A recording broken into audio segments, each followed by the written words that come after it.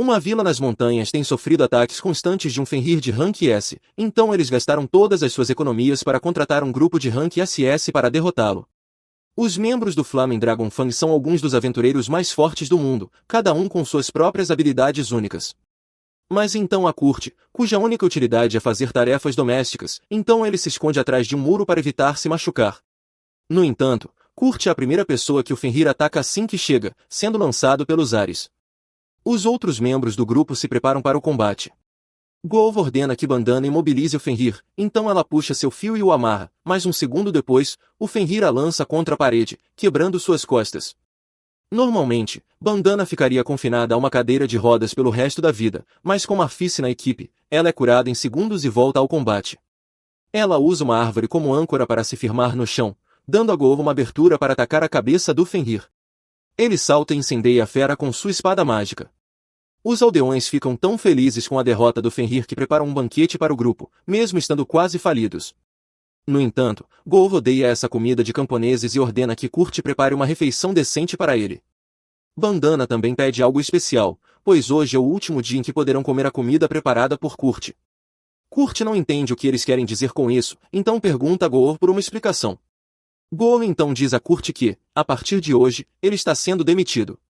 Kurt não entende por que está sendo despedido e pergunta a Golv se fez algo errado. Golv responde que o problema é que Kurt não está fazendo o suficiente. Claro, ele cuida das tarefas do grupo, mas, além disso, ele é completamente inútil em combate. E como grupos só podem ter 4 membros, se eles quiserem ficar mais fortes, precisam substituir Kurt por um mago poderoso ou pelo menos alguém que consiga se defender em uma luta. Kurt implora para que o deixem ficar no grupo, mas Golv lhe dá um chute no estômago, cansado de suas lamentações. Eles não precisam mais dele, e ponto final. No dia seguinte, Kurt deixa a vila sozinho, sem ter para onde ir e com uma carteira mais vazia que o abismo. Eventualmente, ele chega à cidade de Saa e está com seus últimos trocados, então precisa encontrar um novo emprego o quanto antes. Ele encontra uma agência de empregos temporários e decide tentar a sorte. Ao entrar, é recebido pela recepcionista, que pergunta se ele está ali para contratar alguém ou para procurar trabalho. Depois que Kurt diz que está procurando um emprego, ela informa que precisará realizar uma entrevista e um teste de aptidão antes. Ela pede algumas informações básicas, como nome, idade e cidade natal. Kurt responde que seu nome é Kurt Hawkins, tem 15 anos e vem da Vila H, nas montanhas Shin. Kerr nunca tinha ouvido falar de uma vila nessas montanhas, mas segue com a entrevista e pergunta sobre sua experiência de trabalho. Kurt conta que fez parte do Flaming Dragon Fang, mas que só realizava tarefas básicas para eles e foi recentemente demitido. Kerr fica surpresa ao saber que Kurt fez parte de um grupo de rank S e, mesmo que ele não tenha feito muito, ter o nome do grupo no currículo certamente o ajudará a conseguir um novo emprego. Kurt fica feliz em saber disso e agora só precisa completar o teste de aptidão para que Kerr possa descobrir seus pontos fortes e fracos. Aptidões, nesse mundo, são dons concedidos por Deus, e, se Kurt tiver sorte, talvez descubra um talento oculto hoje. As aptidões são classificadas desde o rank G até o triplo S, e a diferença entre esses níveis é tão grande que alguém com uma habilidade de espada rank G mal conseguiria balançar uma espada, enquanto alguém com uma habilidade de espada rank A poderia partir uma rocha ao meio sem esforço.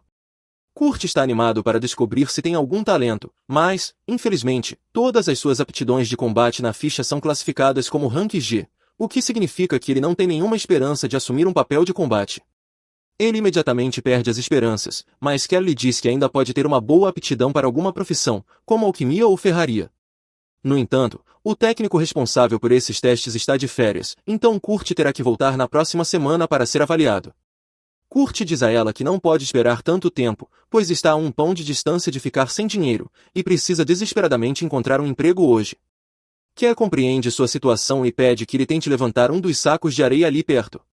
Kurt tenta, ao colocar as mãos no saco, sente uma sensação estranha, quase como se a areia drenasse um pouco de sua mana. De qualquer forma, ele levanta o saco, e como consegue fazer isso sem dificuldades, que ela acha que ele pode lidar com trabalho braçal. Ela informa que o margraviato de Tony está recrutando trabalhadores para ajudar a reparar os muros da cidade, então Kurt pode conseguir um emprego lá se ela escrever uma carta de recomendação para ele. Grato pela ajuda, Kurt segue imediatamente para encontrar o margrave. O margrave lê a carta, mas não acredita que Kurt tenha condições de trabalhar na construção. No entanto, como precisa de todas as mãos disponíveis, decide lhe dar uma chance. Ele pede que Kurt misture cimento e o utilize para reparar a parede, avisando que seu pagamento será determinado pela quantidade de trabalho realizado. O Margrave voltará mais tarde para conferir o progresso e avisa que, se Kurt não tiver usado pelo menos metade de um barril de cimento até sua volta, seu pagamento será baixo. Kurt quer perguntar algo, pois o Margrave não mencionou nada sobre infundir mana no cimento para fortalecê-lo, mas decide ficar calado, assumindo que deve ser conhecimento comum. Ainda assim, ele acha estranho que a cota seja de apenas meio barril, pois parece fácil demais. Então, Kurt decide usar o máximo de cimento possível antes do retorno do Margrave. Quando o Margrave volta, fica chocado ao ver que Kurt já completou uma seção inteira do muro. Kurt pede desculpas, pois poderia ter feito mais, mas o cimento acabou pela metade. O Margrave tem dificuldade em acreditar que Kurt realmente reparou mais de um terço do enorme muro ocidental, então pergunta como ele conseguiu consertar a parte superior da muralha. Kurt explica que simplesmente jogou o cimento para cima e usou um pedaço de madeira para espalhá-lo. Normalmente, o Margrave chamaria isso de mentira, pois parece impossível, mas, como o resultado está ali diante de seus olhos, ele tem que acreditar. Então, ele pergunta por quanto tempo Kurt pretende trabalhar ali, e Kurt responde que precisa do emprego apenas por uma semana. O Margrave fica satisfeito ao ouvir isso e diz que ele já trabalhou o suficiente por hoje, então pode ir para casa. O Margrave não tem dinheiro suficiente com ele para pagar Kurt pelo trabalho que fez, então lhe entrega uma pequena bolsa com moedas e promete enviar o restante do pagamento através da agência temporária. Kurt fica surpreso, pois até mesmo a pequena quantia que recebeu já é maior do que ele jamais ganhou trabalhando para o grupo do herói. Enquanto reparava a muralha, de repente, Kurt foi informado pelo Margrave de que estava sendo demitido. Confuso, ele perguntou o motivo, e o Margrave explicou que as reparações da muralha tinham como objetivo fornecer trabalho para pessoas em situação de pobreza, mas Kurt era eficiente demais. Se ele continuasse trabalhando ali, não sobraria serviço para mais ninguém. O Margrave não estava bravo com ele, mas, pelo que viu, a habilidade de Kurt era pelo menos rank SS, se não rank SSS, e ele estaria melhor empregado na capital real ou em algo mais grandioso. Como compensação pela demissão repentina, o Margrave lhe deu uma grande quantia em dinheiro antes de se retirar. No entanto, Kurt interpretou tudo errado e achou que o Margrave queria se livrar dele por ser um trabalhador terrível. Ele voltou para a agência de empregos temporários e encontrou Kier para contar que havia sido demitido. Além disso, ainda levaria alguns dias até que pudessem avaliar seus atributos comerciais. Enquanto conversavam, ouviram uma comoção no balcão da frente. Parecia que uma garota estava tentando colocar um anúncio de recrutamento, mas a recepcionista dizia que ninguém aceitaria trabalhar sob condições tão ruins. Mesmo assim, a garota insistia para que a recepcionista encontrasse alguém, causando um alvoroço. Kier foi verificar o que estava acontecendo. Sua colega explicou que a garota queria contratar um minerador para escavar uma montanha inexplorada, mas se recusava a oferecer pagamento adiantado, insistindo que pagaria apenas se a escavação tivesse sucesso. Kier concordou que ninguém em sã consciência aceitaria tais termos e tentou convencê-la a buscar investidores para desenvolver a mina. No entanto, a garota disse que não podia fazer isso, pois, se não pagasse os impostos até o fim da semana, perderia os direitos sobre a mina. Foi então que Kurt se aproximou e disse que era louco bastante para aceitar o trabalho. Afinal, ele já havia ajudado em escavações em sua vila e tinha experiência. Kozel perguntou se ele tinha certeza, pois, com aquele contrato, havia a possibilidade de ele não receber nada. Antes que Kurt pudesse responder, a garota o interrompeu e disse que, na verdade, esperava contratar um anão robusto, não um garoto franzino. Ela se sentiria mal colocando Kurt para trabalhar, mas qualquer anão exigiria um pagamento adiantado de pelo menos 10 moedas de prata, quantia que ela não possuía. Assim, decidiu aceitar Kurt mesmo assim. Enquanto ele e a garota saíam, Kier se sentiu mal por deixá-lo aceitar aquele trabalho, pois provavelmente não valia a pena. Sinceramente, ela pensou que Kurt se sairia melhor trabalhando em um bordel, pois pagaria muito dinheiro para passar uma noite com ele. Enquanto divagava sobre isso, sua colega chamou sua atenção para informá-la de que uma transferência bancária havia sido realizada. Era o restante do dinheiro que o Margrave havia prometido enviar como compensação pelo trabalho de Kurt na muralha. Kier esperava algo em torno de 50 pratas, mas, para sua surpresa, o cheque era de 200 moedas de ouro. Era uma quantia absurda. O choque foi tão grande que ela tropeçou em alguns sacos de areia no chão. Sua colega correu para ajudá-la e avisou que aqueles não eram sacos de areia comuns, mas instrumentos usados para medir a quantidade de mana que uma pessoa possuía. Eles ficavam mais pesados quando tocados por alguém com grandes reservas de mana. Normalmente, não reagiam a pessoas comuns, então Kier conseguiu pegá-los sem esforço. Porém, ela se lembrou de ter visto Kurt lutando para carregá-los antes. Quando Kurt pegou aquilo há alguns dias, Isha começou a se perguntar se ele era realmente apenas uma criança normal. Enquanto isso, Kurt e Ulissia caminhavam pela floresta até o acampamento dela, mas, ao chegarem, Kurt ficou um pouco preocupado porque havia apenas uma tenda. Isha disse que a tenda era grande o suficiente para que os dois dormissem juntos, mas Kurt respondeu que nunca conseguiria dormir ao lado de uma garota bonita como ela. Ao ouvir Kurt chamá-la de bonita, Ulissia ficou irritada, achando que ele estava apenas tentando bajulá-la, mas Kurt garantiu que realmente achava que ela era bonita. Isha percebeu que Kurt estava sendo sincero, então desistiu da discussão e lhe entregou uma batata para o jantar. Era apenas uma batata cozida simples, mas fazia tanto tempo que ninguém cozinhava para Kurt que ele realmente apreciou o gesto. Além disso, ficou grato pelo fato de Ulissia estar sentada com ele para comer, já que Goov e os outros do grupo dos heróis sempre se recusavam a deixá-lo comer no mesmo cômodo que eles. Mais tarde naquela noite, Kurt e Ulissia foram dormir, mas Kurt estava tendo dificuldades para pegar no sono porque Ulissia tinha ido para a cama apenas de roupa íntima. Ele percebeu que nunca conseguiria dormir daquele jeito, então decidiu sair da tenda e dormir do lado de fora. Assim que ele saiu, Ulissia abriu os olhos, pois estava apenas fingindo dormir. Ela propositalmente foi para a cama de roupa íntima para ver se Kurt era o tipo de pessoa que a atacaria enquanto dormia, mas agora sabia que ele era um bom rapaz. Na manhã seguinte, Ulissia acordou e saiu da tenda. Encontrou Kurt dormindo encostado em uma árvore e se sentiu um pouco mal por tê-lo feito dormir do lado de fora. No entanto, ao se aproximar, notou que sua jaqueta estava consertada. Quando Kurt acordou, ela perguntou se foi ele quem a costurou, e ele confirmou. Impressionada com o talento dele para a costura, Ulissia começou a se perguntar se ele também seria realmente bom em mineração, mas já era tarde demais para procurar outra pessoa, então o melhor era começar logo o trabalho. Kurt perguntou se ela já tinha decidido um local para minerar, mas Ulissia respondeu que apenas cavaria em lugares aleatórios e torceria para encontrar minérios valiosos. Kurt disse que ela nunca encontraria nada daquele jeito e que conhecia um método muito mais eficiente. Ele levou Ulissia para uma parte da montanha e, depois de observar o terreno por um momento, encontrou uma rocha cheia de pedras preciosas.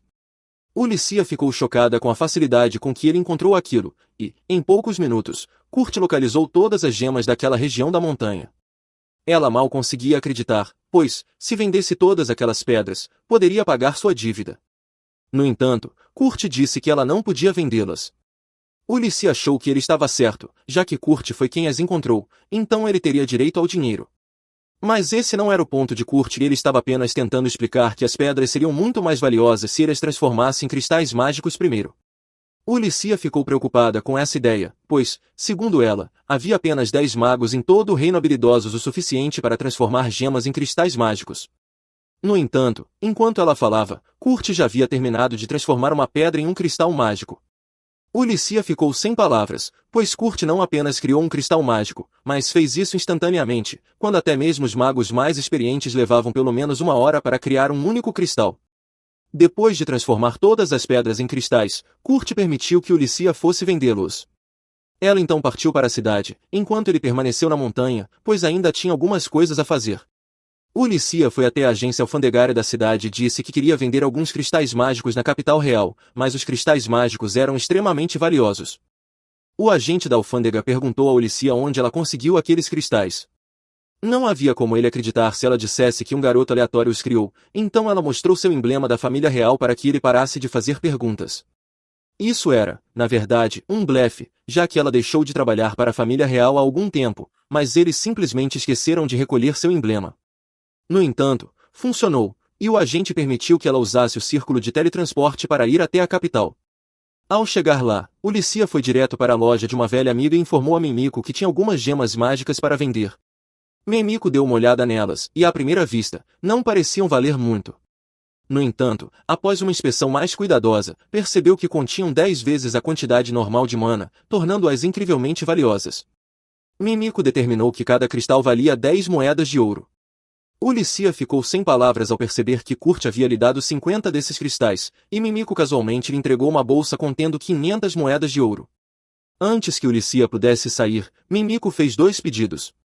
Primeiro, queria que Ulissia prometesse vender cristais como aqueles exclusivamente naquela loja, pois seria um desastre se cristais tão poderosos começassem a circular sem controle.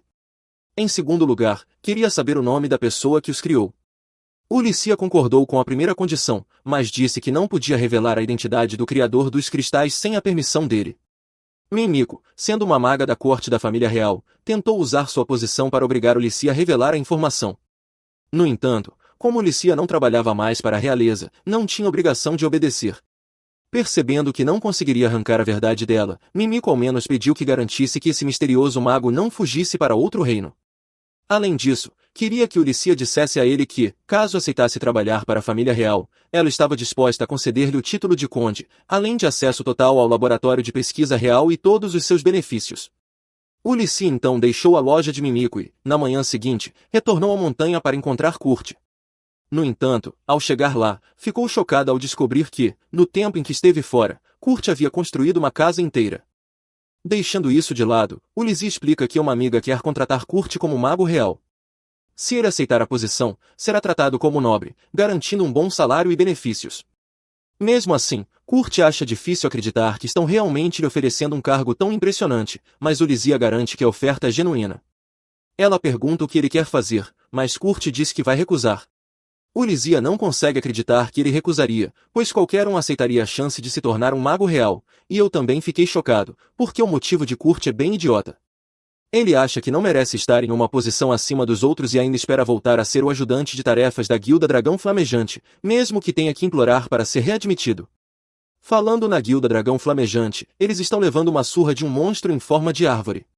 Golova não consegue usar sua magia de fogo por algum motivo, então pede para Marlapistes Marmista curá-lo. Ela já estava tentando fazer isso há um tempo, mas sua magia de cura não está funcionando como normalmente. Golova pede para o novato lançar alguma magia de fogo para derrotar a árvore, mas ele não sabe como usar esse tipo de magia, e de qualquer forma, essa era a função de Golova. A química do grupo foi completamente por água abaixo sem Kurt lá para manter tudo unido, e Bandon é o único que percebe que o grupo está se desintegrando. Voltando a Kurt, seu trabalho atual ainda é ajudar Ulissia a minerar gemas, e ele diz que encontrou uma boa gema ontem, então poderá conseguir muito mais para ela. Ulissia agradece pelo entusiasmo dele, mas está preocupada que Kurt possa estar cansado por todo o trabalho que fez no dia anterior. No entanto, ele diz para ela não se preocupar, pois dormiu 6 horas na noite passada. Ulissia fica chocada ao ouvir isso e começa a fazer cálculos mentais para entender como Kurt conseguiu construir uma casa inteira e ainda assim dormir 6 horas. Mas Kurt interpreta isso como se Ulissia estivesse brava por ele ter dormido demais, então se desculpa e diz que vai compensar sua preguiça. Ulissia realmente precisa explicar a força de Kurt para ele em algum momento, mas ela não faz ideia de como abordar o assunto. Então, os dois apenas seguem para minerar mais. Kurt leva Ulissia até o local que encontrou, e embora pareça uma seção comum da floresta, ele diz que ela deve encontrar boas gemas por ali. Ele só a avisa para não cavar além de 500 metros, como se isso fosse algo fácil de fazer acidentalmente. Em seguida, ele começa a se afastar, e Ulissia pergunta para onde ele vai. Kurt explica que está indo para outro ponto de mineração e que vai encontrá-la depois. Ulissia passa o dia cavando e, ao anoitecer, finalmente encontra uma enorme gema de topázio. Ela havia depositado todas as moedas de ouro das gemas mágicas na conta de Kurt, já que ele foi quem as encontrou. Mas como foi ela quem encontrou essa, poderá usar o lucro para pagar seus impostos. Ela até poderia convencer Kurt a transformar essa gema em uma mágica para lucrar ainda mais, mas decide não fazer isso porque não quer se aproveitar da gentileza dele. Falando em Kurt, ela decide ir ver como ele está.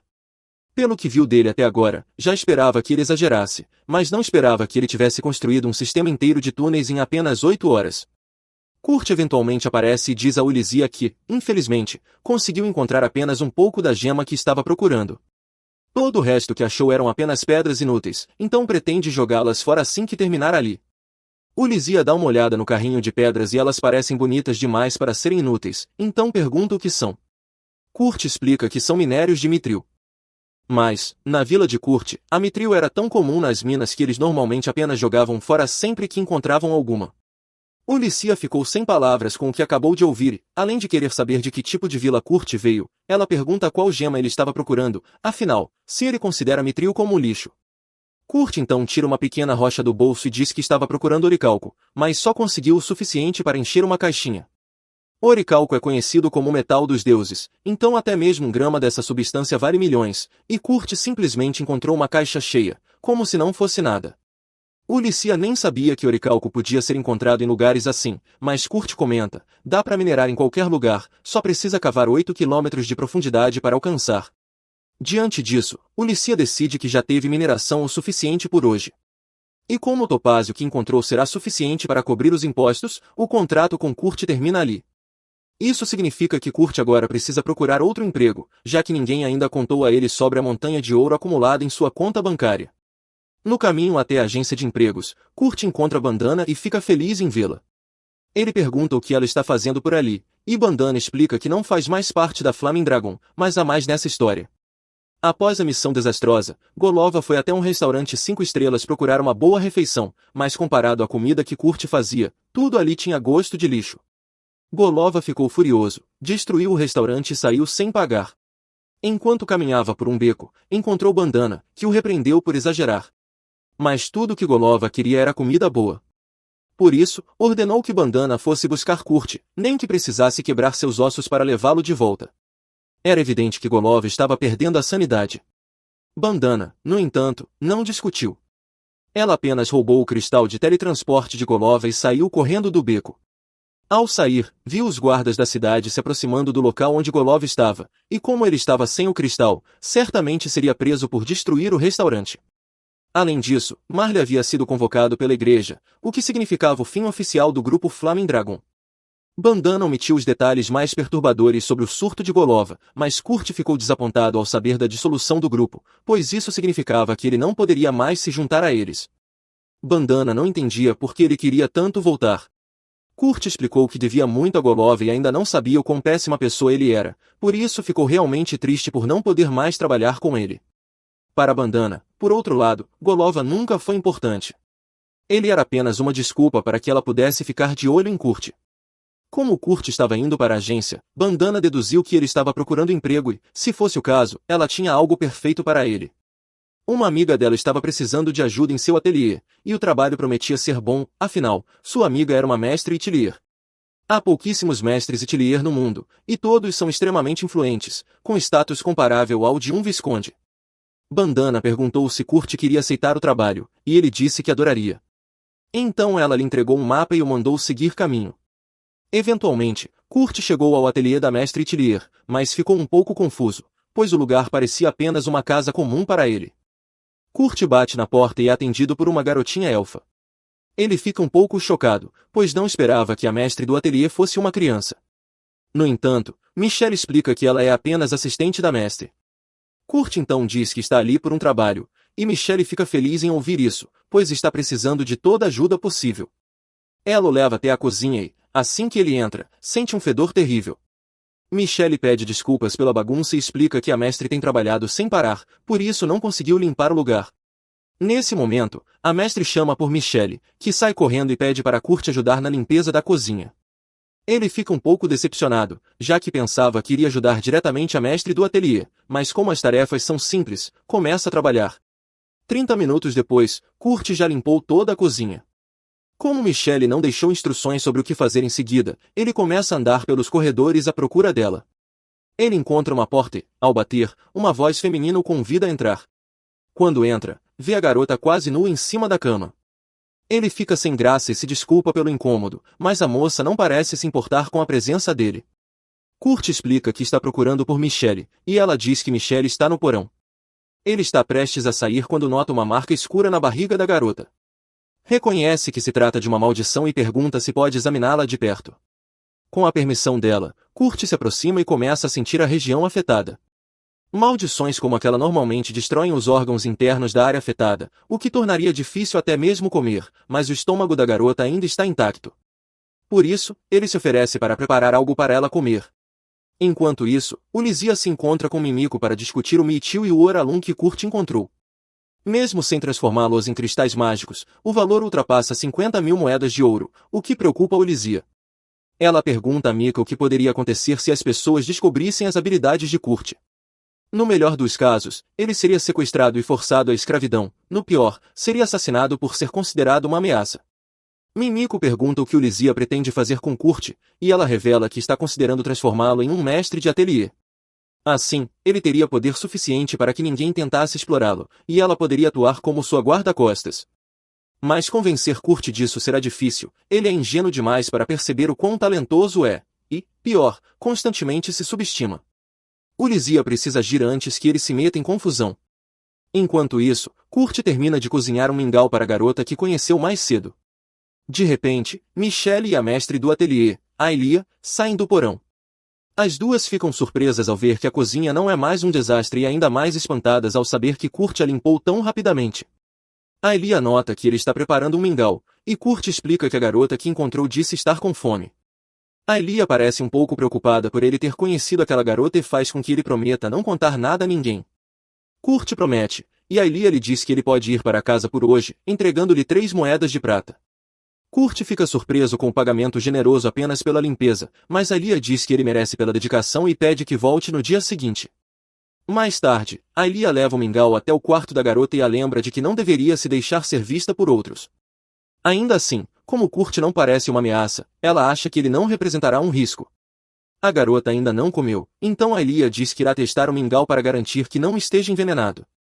No entanto, ela se recusa, afirmando que, mesmo tendo conversado com Kurt por pouco tempo, sua intuição diz que ele é uma boa pessoa. Além disso, não faria sentido envenená-la agora, quando a maldição já está tão avançada.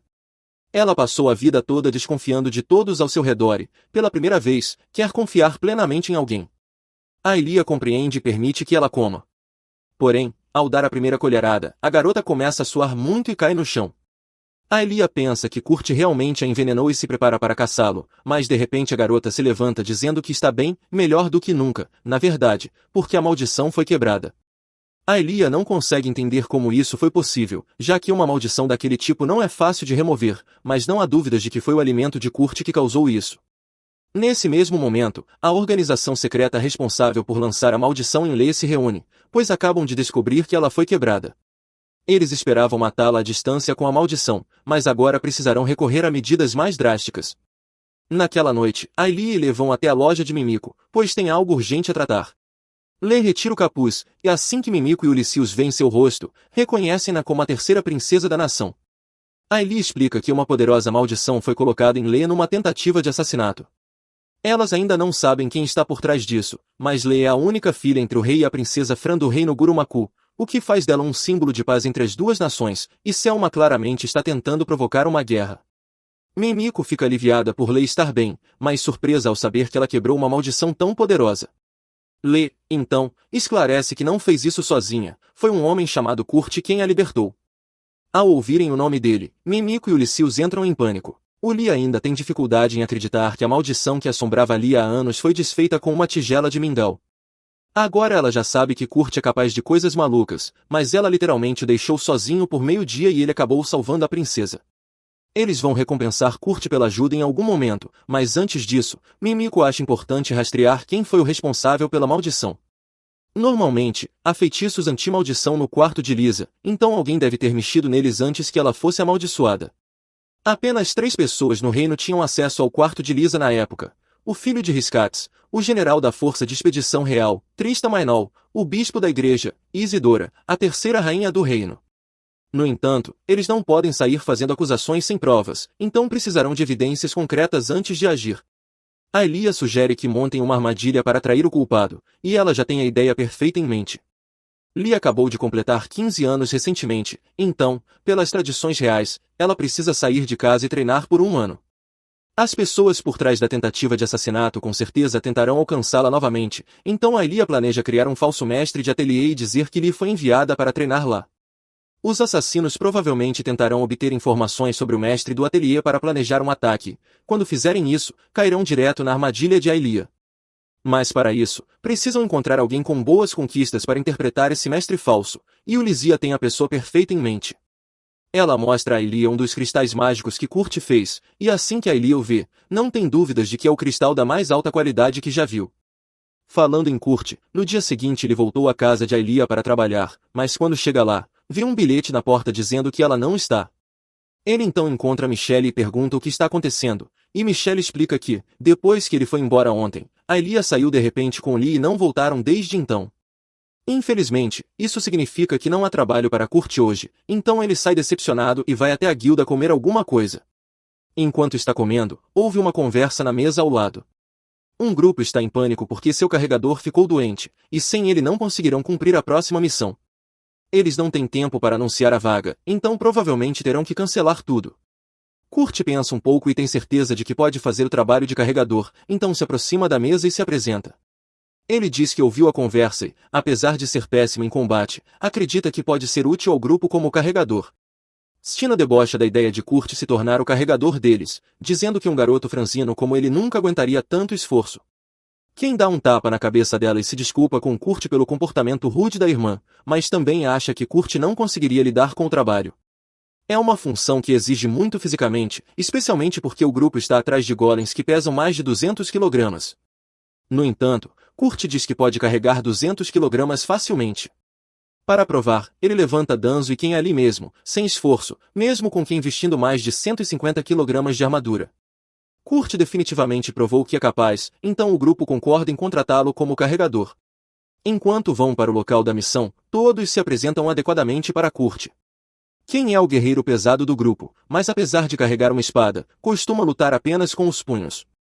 Danzo é um samurai e Stina é uma arqueira.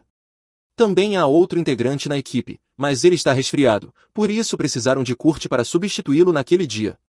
Eles dizem que estão felizes por tê-lo na equipe e Kurt agradece por darem uma chance a um inútil como ele. O grupo não entende muito bem o que ele quer dizer, já que alguém incompetente não conseguiria agachar com 400 kg como se fosse aquecimento, mas eles acham que é só o senso de humor de Kurt. O grupo continua andando, mas de repente Kurt grita porque acabou de ser atacado. Todos se viram imediatamente para ajudá-lo, mas ficam confusos ao verem que ele está lutando contra um slime. Kurt está em pânico, então Stina diz para ele se acalmar, porque tudo o que precisa fazer é destruir o núcleo do slime. Kurt tenta seguir o conselho dela, mas quando tenta perfurar o núcleo do slime, sua faca simplesmente não entra e ele acaba se ferindo sozinho. Fica claro que ele não vai conseguir derrotá-lo, então Stina acaba com o slime para ele. Ela fica surpresa com o quão ruim Kurt é em combate. Ele mencionou que sua habilidade de luta era quase nula, mas ela não achava que fosse tão ruim assim. Kurt se desculpa por ser tão inútil, mas todos dizem para ele não se preocupar, porque o trabalho dele é apenas carregar os itens da missão, então ele pode deixar a luta para eles. Kurt mal consegue acreditar no que está ouvindo, ele falhou miseravelmente, mas seus companheiros de equipe não estão bravos com ele. Isso é totalmente diferente de como era tratado quando fazia parte da Dragon Funk, então ele está feliz por ter encontrado colegas tão gentis. Eventualmente, eles chegam até a caverna, mas está bem escuro, então Stina espalha um pouco de musgo luminoso para clarear o ambiente. Assim que a caverna é iluminada, Kurt nota um cocô em uma pedra e pergunta a Stina se deveria se preocupar com aquilo. Ela responde que é cocô de goblin e, considerando quão fresco está, é provável que haja um ninho de goblins por ali. Kurt começa a entrar em pânico de novo, já que se ele mal consegue lidar com um slime, não há chance de vencer um goblin. Mas quem diz que ele não precisa se preocupar, pois o resto do grupo pode lidar com alguns goblins, embora, se eles encontrarem uma horda inteira de goblins eles não teriam chance de sobreviver, então precisam evitar isso a todo custo. Assim, continuam indo mais fundo na caverna. Eventualmente, chegam a algumas ruínas, e enquanto andam, Kurt percebe algo estranho em uma das paredes. Nesse momento, Senna avista um goblin e tenta matá-lo o mais rápido possível, mas é tarde demais, o goblin já havia chamado reforços. Agora, eles conseguem ouvir uma enorme horda de goblins se aproximando pela frente e por trás. Os relatórios não mencionavam que haveria tantos goblins ali, e agora eles não têm para onde correr. S.A. se vira para Danzo para perguntar se ele tem um plano, mas com essas probabilidades, a única coisa que podem fazer é se preparar para uma morte brutal. Kurt então fala e diz a todos que encontrou uma passagem secreta na parede. É uma ótima notícia, mas mesmo com a passagem, eles não conseguiriam correr mais rápido que os goblins, então precisam de uma distração. Danzo e Kans trocam um olhar com Senna, e ela entende o que estão pedindo. Leva Kurt para dentro da sala secreta e fecha a porta atrás dele. Kurt não entende por que ela fez isso, já que Danzo e Kans ainda estão do outro lado da porta, mas era exatamente o que eles queriam.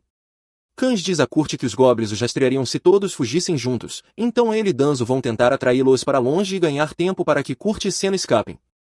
Kurt não quer deixá-los para trás, mas Senna diz que não podem voltar. Ela também não quer abandonar seus colegas, mas Kurt não tem nenhuma habilidade de combate e as habilidades de luta dela são medianas, então eles só os atrapalhariam.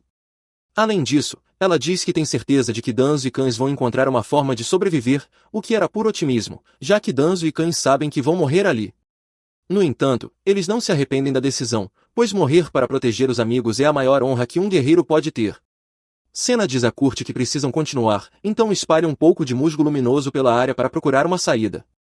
Mas, para seu horror, descobre que aquilo não é uma sala secreta comum, é uma sala de chefe, e agora estão presos ali com um dragão de ferro. Enquanto isso, de volta à cidade, Lee quer encontrar Kurt novamente e pede a Ulissia para levá-la até a estalagem dele. Depois que Ulissia arromba a porta, ela e Lee entram no quarto de Kurt, mas para surpresa delas, ele não está lá. De repente, ouvem uma voz dizendo que, se estão procurando Kurt, ele foi em uma missão nas cavernas do Nordeste.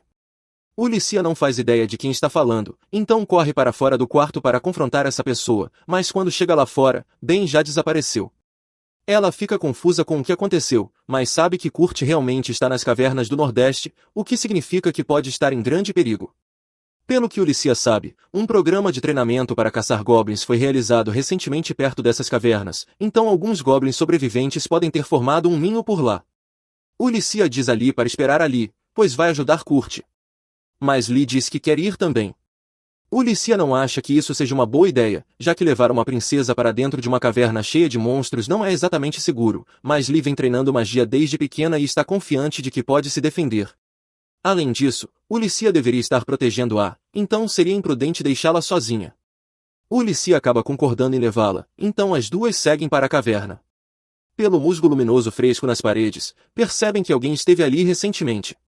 Lee lança um feitiço de aprimoramento sensorial em si mesma, e Ulissia pensa que ela vai tentar escutar sinais de Kurt, mas Lee se ajoelha e começa a farejar o chão. Ela só esteve com Kurt por uns 10 minutos, mas isso foi tempo suficiente para memorizar o cheiro dele. Depois de farejar um pouco mais, ela capta o cheiro de Kurt e também houve uma luta acontecendo naquele corredor. Ela alerta Ulissia e a impulsiona com um feitiço de aumento de atributos para ajudá-la na luta. Danzo e Cães têm resistido bem contra os goblins por um tempo, mas não vão aguentar muito mais.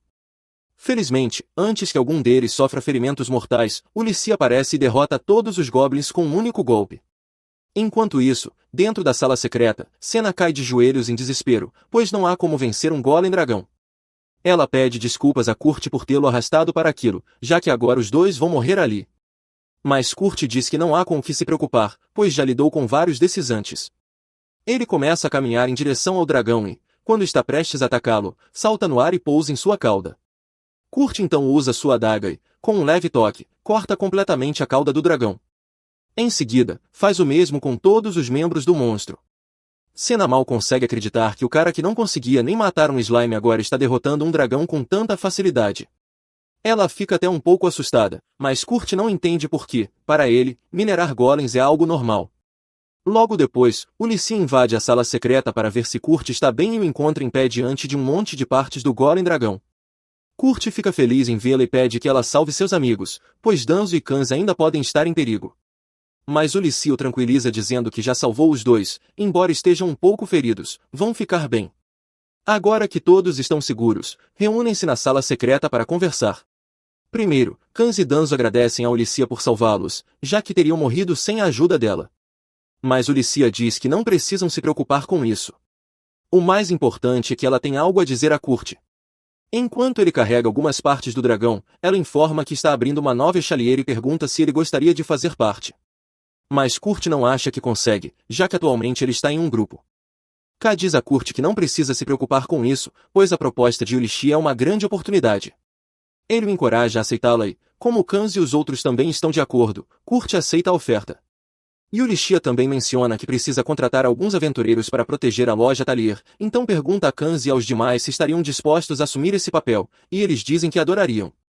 Como essa é uma notícia tão boa, K sugere que façam uma festa assim que voltarem para a cidade. Falando em cidade, Ulissia lembra Kurt de realizar a avaliação de suas habilidades assim que estiver de volta à agência, pois encontrou alguém que pode conduzir a avaliação para ele. Algumas horas depois, Kurt chega à agência e é apresentado a Mimiko.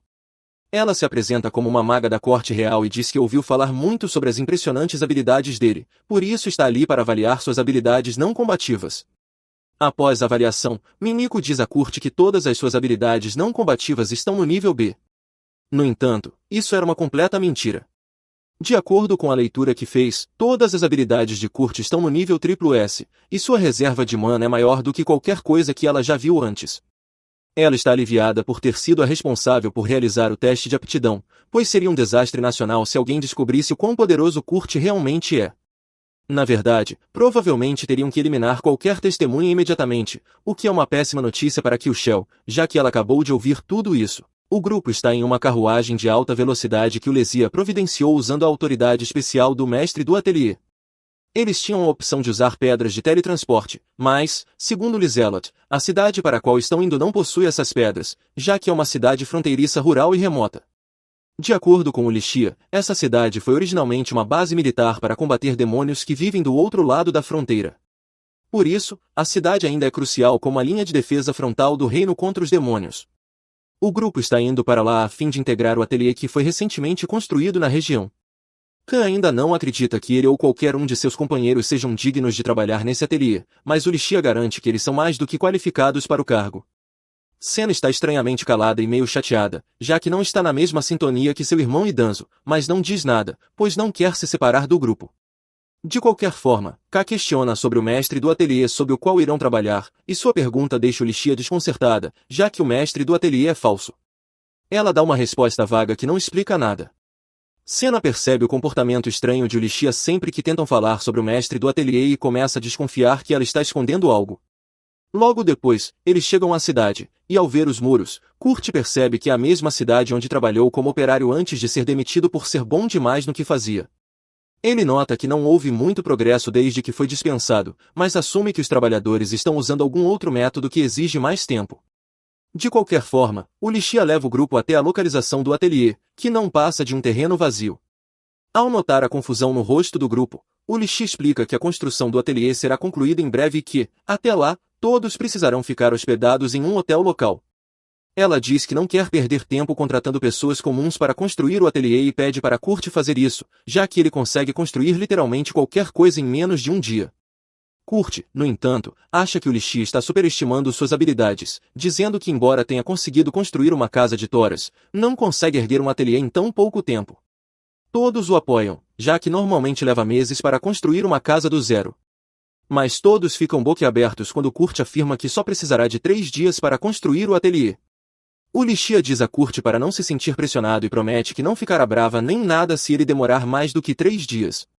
Ela pede que ele faça uma lista de materiais extras que possa precisar para construir o ateliê como quiser, e ele rapidamente escreve uma série de itens em um papel, incluindo ametista, safira, penas de grifo, tudo extremamente raro e caro. O Lixia concorda em conseguir os itens para Kurt, confiando nele, enquanto Senna se torna cada vez mais cética, se perguntando por que ele precisaria de tais materiais para construir uma simples estrutura. O Lixia percebe o quanto Senna está incomodada, mas decide não confrontá-la por enquanto. Ela leva o restante do grupo até o hotel, deixando Kurt sozinho para cuidar da construção. Após chegarem ao hotel, ela convoca todos para uma reunião. No entanto, antes que o Lixia diga qualquer coisa, Senna toma a palavra e revela a todos que foi Kurt quem derrotou os dragões de ferro sozinho e com facilidade.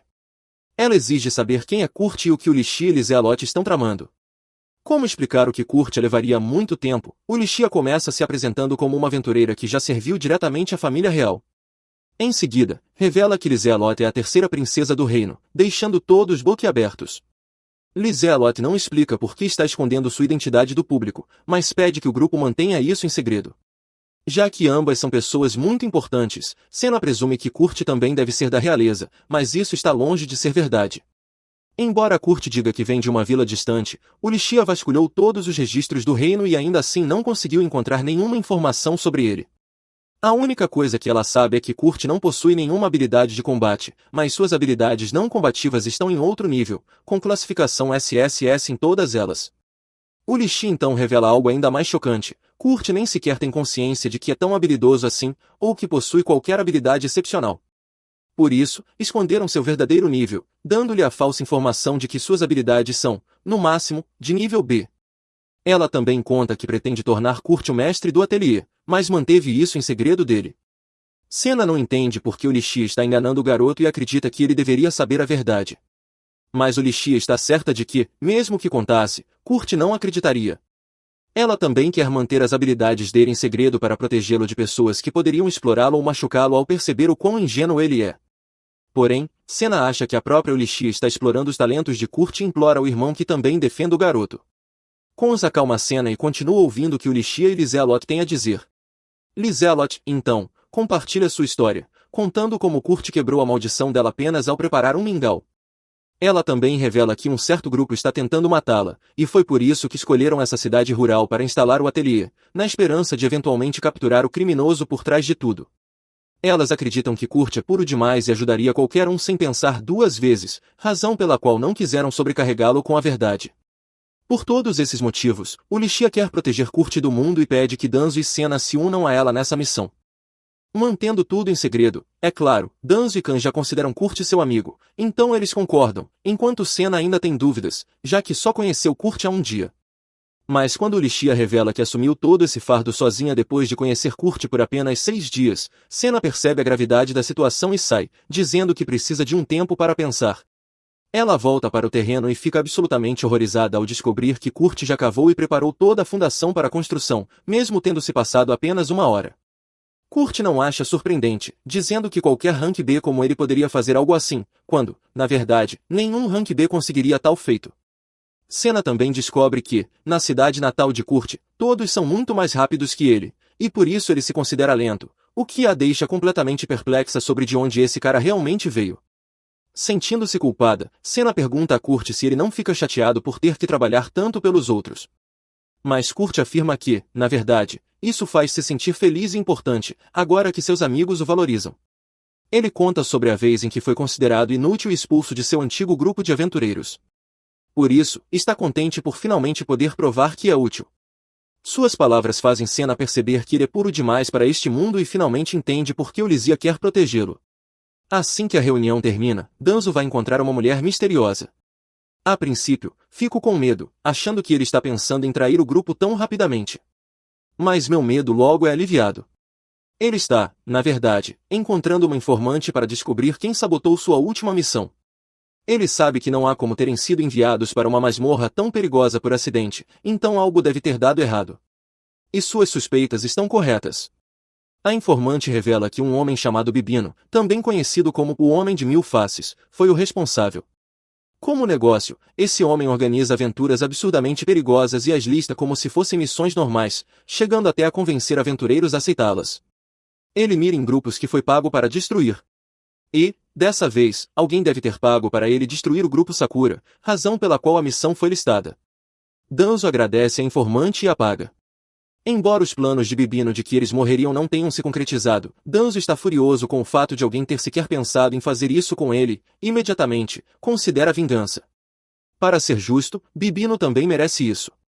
Por outro lado, Bibino está em um bar tentando flertar com uma mulher que não lhe dá atenção alguma. Duvido que ele seja bonito o bastante para atrair uma mulher, então não há culpa. Ele se senta, irritado com o fato de que a única razão para estar quebrado no momento é porque o grupo Sakura não morreu na masmorra. Ele não entende como eles sobreviveram e foi até informado de que agora estão trabalhando sob as ordens da princesa. Cada parte do sucesso deles o enfurece.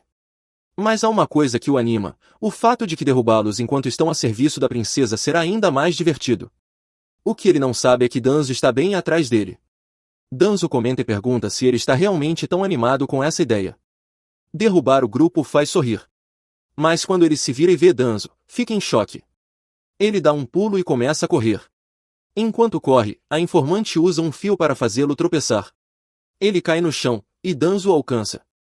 Ele tenta implorar, dizendo que é amigo de Danzo e que jamais o colocaria em perigo.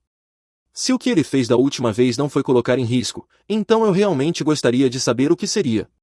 De qualquer forma, Danzo não se importa com ele. Ele saca sua espada e a encosta em seu pescoço. Mesmo antes de Danzo desferir qualquer golpe, o homem já está paralisado no chão. Não duvidaria se ele estivesse prestes a se urinar de medo. Danzo avisa que não o considera um amigo e que, da próxima vez que ele tentar atacar seus amigos, ele não vai hesitar em usar a espada. Danzo se afasta, mas aquele covarde continua no chão. Acho que os piores vilões são aqueles que não aguentam receber o que fazem os outros passar. A informante lamenta que Danzo não tenha matado Bibino. Assim ela teria se livrado de um estorvo. Ela sinaliza para 2 homens carregarem Bibino dali. O que ela pretende fazer com ele, eu realmente não sei. Ela também recebe uma mensagem de seu chefe, trazida por um pássaro. De repente, decide que precisa visitar a vila de Kurt. Uma mulher misteriosa, que parece congelada, também aparece. Ainda não sabemos quem ela é, mas à medida que a história se desenrola, certamente descobriremos. O grupo retorna ao ateliê que Kurt estava construindo e o que vem os deixa completamente chocados. Quer dizer que aquele terreno vazio que estava ali 3 dias atrás agora virou essa mansão? Eu nunca vi uma árvore plantada há apenas 3 dias dar frutos. Todas as árvores, plantas e frutas que Kurt plantou já estão dando frutos, e todos ficam de queixo caído. Eu também estou. Lizelot, empolgada, diz que aquela será sua mansão com Kurt, mas o Lizia rapidamente a lembra de que aquilo é um ateliê, e não uma casa. Eles entram na mansão, e Kurt os recebe com um pedido de desculpas por não ter preparado uma recepção adequada. O Lizia responde sarcasticamente que eles também não estavam preparados para ver o que viram ao chegar. Kurt os leva para conhecer a casa, e ao verem cada cômodo, todos ficam surpresos. Ele os leva até o sistema de abastecimento de água que criou usando uma safira, garantindo que nunca faltarão recursos. Licia, apesar de ser poderosa, não entende como isso foi possível, então pergunta e ele explica. Ele garante que, mesmo com o uso constante, eles não ficarão sem água ou recursos por um ano inteiro. Depois, os leva até os quartos, e Lisa pula na cama imediatamente. Ele revela que a cama é feita de penas de grifo, mas Lizelot afirma que tem o cheiro dele, o que leva os outros a controlarem. Por fim, ele os leva ao último cômodo da casa, o escritório do mestre do ateliê. Ele pergunta a Olizia quando o mestre do ateliê vai chegar, mas ela não quer revelar que o próprio Kurt é o mestre, então apenas diz que ele está a caminho. Quando perguntam onde é o quarto dele, ele diz que, como é apenas um faxineiro, usará a cozinha para descansar quando precisar. Uau, esse garoto realmente não faz ideia. Todos gritam com ele, implorando para que use o quarto do mestre do ateliê. Durante o tempo em que o mestre do ateliê estiver ausente, Kurt se recusa a ocupar o quarto. Por 2 longas horas, todos tentam convencê-lo. Quando finalmente ele aceita ficar lá temporariamente, todos já estão exaustos de tanto insistir. O Licia então se lembra que Lizelot ainda continua sendo vulnerável a maldições. Ela pergunta se Kurt poderia usar magia para proteger a casa contra elas, mas ele admite que não possui esse tipo de poder. Felizmente, ela tem alguns talismãs que foram dados a ela por Mimico. Naquela noite, ela circula pela casa para posicioná-los. Ela decide colocar uma quantidade extra de talismãs perto do quarto de Lizelot, para protegê-la melhor. Quando ela faz isso, Lizelot acorda e acha que é seu homem dos sonhos rondando seu quarto. Ela sai animada, só para ficar desapontada ao ver que é apenas o Licia. O Licia também fica desapontada por Lizelot estar pensando em algo assim. Ou seja, é uma batalha de decepções. No dia seguinte, Lizelot se veste de forma sedutora e encontra Kurt na cozinha, segurando pratos para ajudá-lo com o café da manhã. Quando Licia entra e vê a cena, é mais uma decepção para sua coleção, e parece que outras ainda virão. Os outros acordam e o cheiro de pão fresco invade a casa. Kurt construiu um forno para servir pão e chá todas as manhãs. Ele prepara o café da manhã para todos, e enquanto saboreiam cada pedaço, ficam impressionados com o sabor. Mas há alguém ausente à mesa. O Licia percebe que Kurt não está e logo descobre que ele está do lado de fora, limpando os talismãs que ela havia colocado nas paredes. Ela corre para impedi-lo, mas ele já limpou todos, exceto um, que ele estava prestes a limpar também. Ela fica chocada, pois Mimico havia dito que os talismãs não podiam ser removidos daquela forma. Agora ela precisa explicar a Kurt como aqueles talismãs foram parar ali. Ela inventa uma mentira, dizendo que foi obra de alguns vândalos que rabiscaram as paredes. E, como o protagonista bobinho que é, ele acredita. O grande problema agora é como proteger Lizelot das maldições até que Mimico chegue, o que só acontecerá em alguns dias. Será que a simples presença de Kurt será suficiente para proteger nossa pobre Lizelot? Do outro lado, Tristan, o bispo que come pizza no café da manhã, expulsa Marlice da igreja da Polônia, alegando que o grupo de aventureiros dela sofreu muitas falhas e causou violência demais. Para piorar ainda mais a situação, o líder do grupo, Golova, tornou-se um criminoso, e Tristan afirma que não pode permitir que alguém associado a um grupo tão infame continue fazendo parte da igreja. Marlice implora desesperadamente a Tristan, admitindo que realmente usou magia de relâmpago em um restaurante, mas argumenta que só fez isso para punir os donos por servirem comida ruim. Claramente, essa mulher não faz ideia de o quanto se tornou uma Karen, e Tristan já perdeu completamente a paciência com suas desculpas. No entanto, como Marlice foi uma maga poderosa e um recurso valioso para a igreja, Tristan lhe oferece uma última chance. Se ela conseguir completar uma tarefa para ele, ele promete conceder-lhe o título de sacerdotisa. Ele então serve uma taça de vinho vindo do império inimigo que se opõe à Polônia e pede que Marlício beba. Confiando nele, ela o faz, e Tristan sorri como um verdadeiro demônio, exibindo todos os seus 32 dentes dourados. Após terminar o vinho, Marlícia aceita realizar a tarefa, e com uma voz carregada de malícia, Tristan ordena que ela ajude a igreja a assassinar a terceira princesa, Lisa. Marlice fica horrorizada, ela não tem qualquer desejo de se envolver em um ato tão vil e traiçoeiro. Mas já é tarde demais. O vinho que ela bebeu estava amaldiçoado, a mesma maldição que uma vez consumiu a vida de Liselotte até que Kurt a salvasse com seu ensopado mágico. Caindo de joelhos em agonia, Marlice ouve Tristan revelar a verdade, agora ela está amaldiçoada. Seu corpo rejeitará qualquer coisa que não seja água, e dentro de um mês ela morrerá de inanição. Apenas Tristan possui o poder de quebrar a maldição. Ele deixa bem claro, se ela quiser viver, terá que obedecê-lo. Sentindo-se completamente traída e encurralada, Marlice é forçada a aceitar suas exigências. Ela é a mesma figura que vimos anteriormente, inconsciente dentro do círculo mágico, deitada em defesa diante do Senhor dos Demônios, uma pista sinistra de que Tristan pode ser um demônio ou o próprio Senhor dos Demônios. De volta ao ateliê, Ulicia se pergunta por que o inimigo parou de perseguir Liselotte ou de tentar amaldiçoá-la novamente. Ela suspeita que o inimigo ainda não tenha encontrado sua localização ou que tenha tentado, mas falhado, porque a culinária de Kurt tem neutralizado continuamente a maldição. Com essa dúvida resolvida, ela volta sua atenção para outra preocupação, Mimico, que já chegou à cidade junto com Elia e atualmente está ocupada armando várias armadilhas para rastrear o inimigo. Enquanto Kurt serve a comida, ele casualmente menciona que Liselotte não precisa mais temer as maldições, revelando que toda a mansão agora funciona como uma barreira gigante que reflete as maldições de volta para quem as lançou. No entanto, como Kurt não deseja ferir ninguém, ao invés de rebater a maldição de forma violenta, o feitiço simplesmente faz com que o agressor brilhe.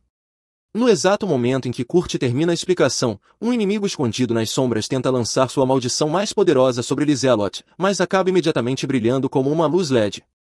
Ulicia sai para transmitir essa nova informação a Mimico. Enquanto isso, Kurt propõe a Liselotte que eles também saiam para fazer algumas compras e aproveitar um pouco a cidade. Mas não é porque Kurt precise comprar roupas ou algo assim. Ele simplesmente percebeu que, desde que Liselotte chegou, ela nunca colocou os pés para fora, e ele quer que ela se divirta pelo menos uma vez. Mesmo querendo muito ir com Kurt, Liselotte recusa o convite, sem explicar que é porque seria perigoso para ela sair. Enquanto isso, nas muralhas da cidade, o general Alad sente um forte pressentimento de que algo ruim está para acontecer, ao ver uma densa névoa maligna se aproximando lentamente da cidade. Ele suspeita que um ataque de monstros é iminente e compartilha suas preocupações com seu subordinado, Generic, que tenta tranquilizá-lo dizendo que desta vez as muralhas são muito mais altas e resistentes. Por outro lado, Mimico, Oili e Ulicia rastreiam um mago maligno que havia tentado amaldiçoar Liselotte mais cedo. Mas, infelizmente, não conseguem extrair nenhuma informação dele, pois já foi eliminado pelos próprios aliados. Oilia, no entanto, parece mais fascinada com as habilidades de Kurt, já que o cadáver do mago ainda brilha intensamente. Isso a faz pensar que, se alguém tão poderoso quanto Kurt se juntasse à missão, poderiam encontrar o inimigo em apenas um dia. Apesar disso, Ulicia ainda não quer envolver Kurt nessa confusão perigosa, e decide que eles mesmos lidarão com a situação. Mimico se oferece para investigar os arredores, dando ordens claras a Ulicia para não permitir, sob nenhuma circunstância, que Liselotte saia da mansão, já que agora sabem que o inimigo já está dentro da cidade. Nesse momento, o sino de emergência ressoa alto pela cidade, e Generic e Alad recebem a notícia de um subordinado de que houve um ataque de monstros. O esquadrão mágico ilumina rapidamente a área além das muralhas, revelando uma cena assustadora, vários milhares de esqueletos mortos-vivos marchando em direção à cidade. Mimico também toma conhecimento disso usando sua magia de detecção espacial e imediatamente suspeita que o verdadeiro objetivo do ataque seja Liselotte. Sem perder tempo, Alad avança para defender a cidade na linha de frente e ordena que Generic comece imediatamente a evacuação dos cidadãos. Generic, no entanto, quer lutar ao lado de Alad, acreditando que suas chances de sobrevivência seriam maiores se enfrentassem os esqueletos juntos. Mas, antes que possam sequer se posicionar, os esqueletos começam a caminhar diretamente contra as muralhas e desaparecem no nada. Mimico recebe esse estranho relato de seus subordinados fantasmas e comenta com Ulicia, que imediatamente se lembra que, meses atrás, Kurt havia consertado sozinho as muralhas norte e oeste da cidade. E talvez uma das habilidades especiais de Kurt esteja causando esse fenômeno bizarro. De qualquer forma, é uma ótima notícia.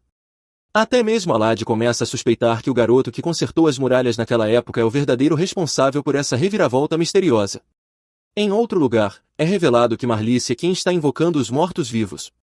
Ela já esgotou toda a sua mana, mas o demônio ao qual ela está vinculada ainda não está satisfeito e a força continuar invocando mais mortos-vivos usando os últimos vestígios de seu poder mágico. Marlice não consegue acreditar que é assim que sua vida vai terminar.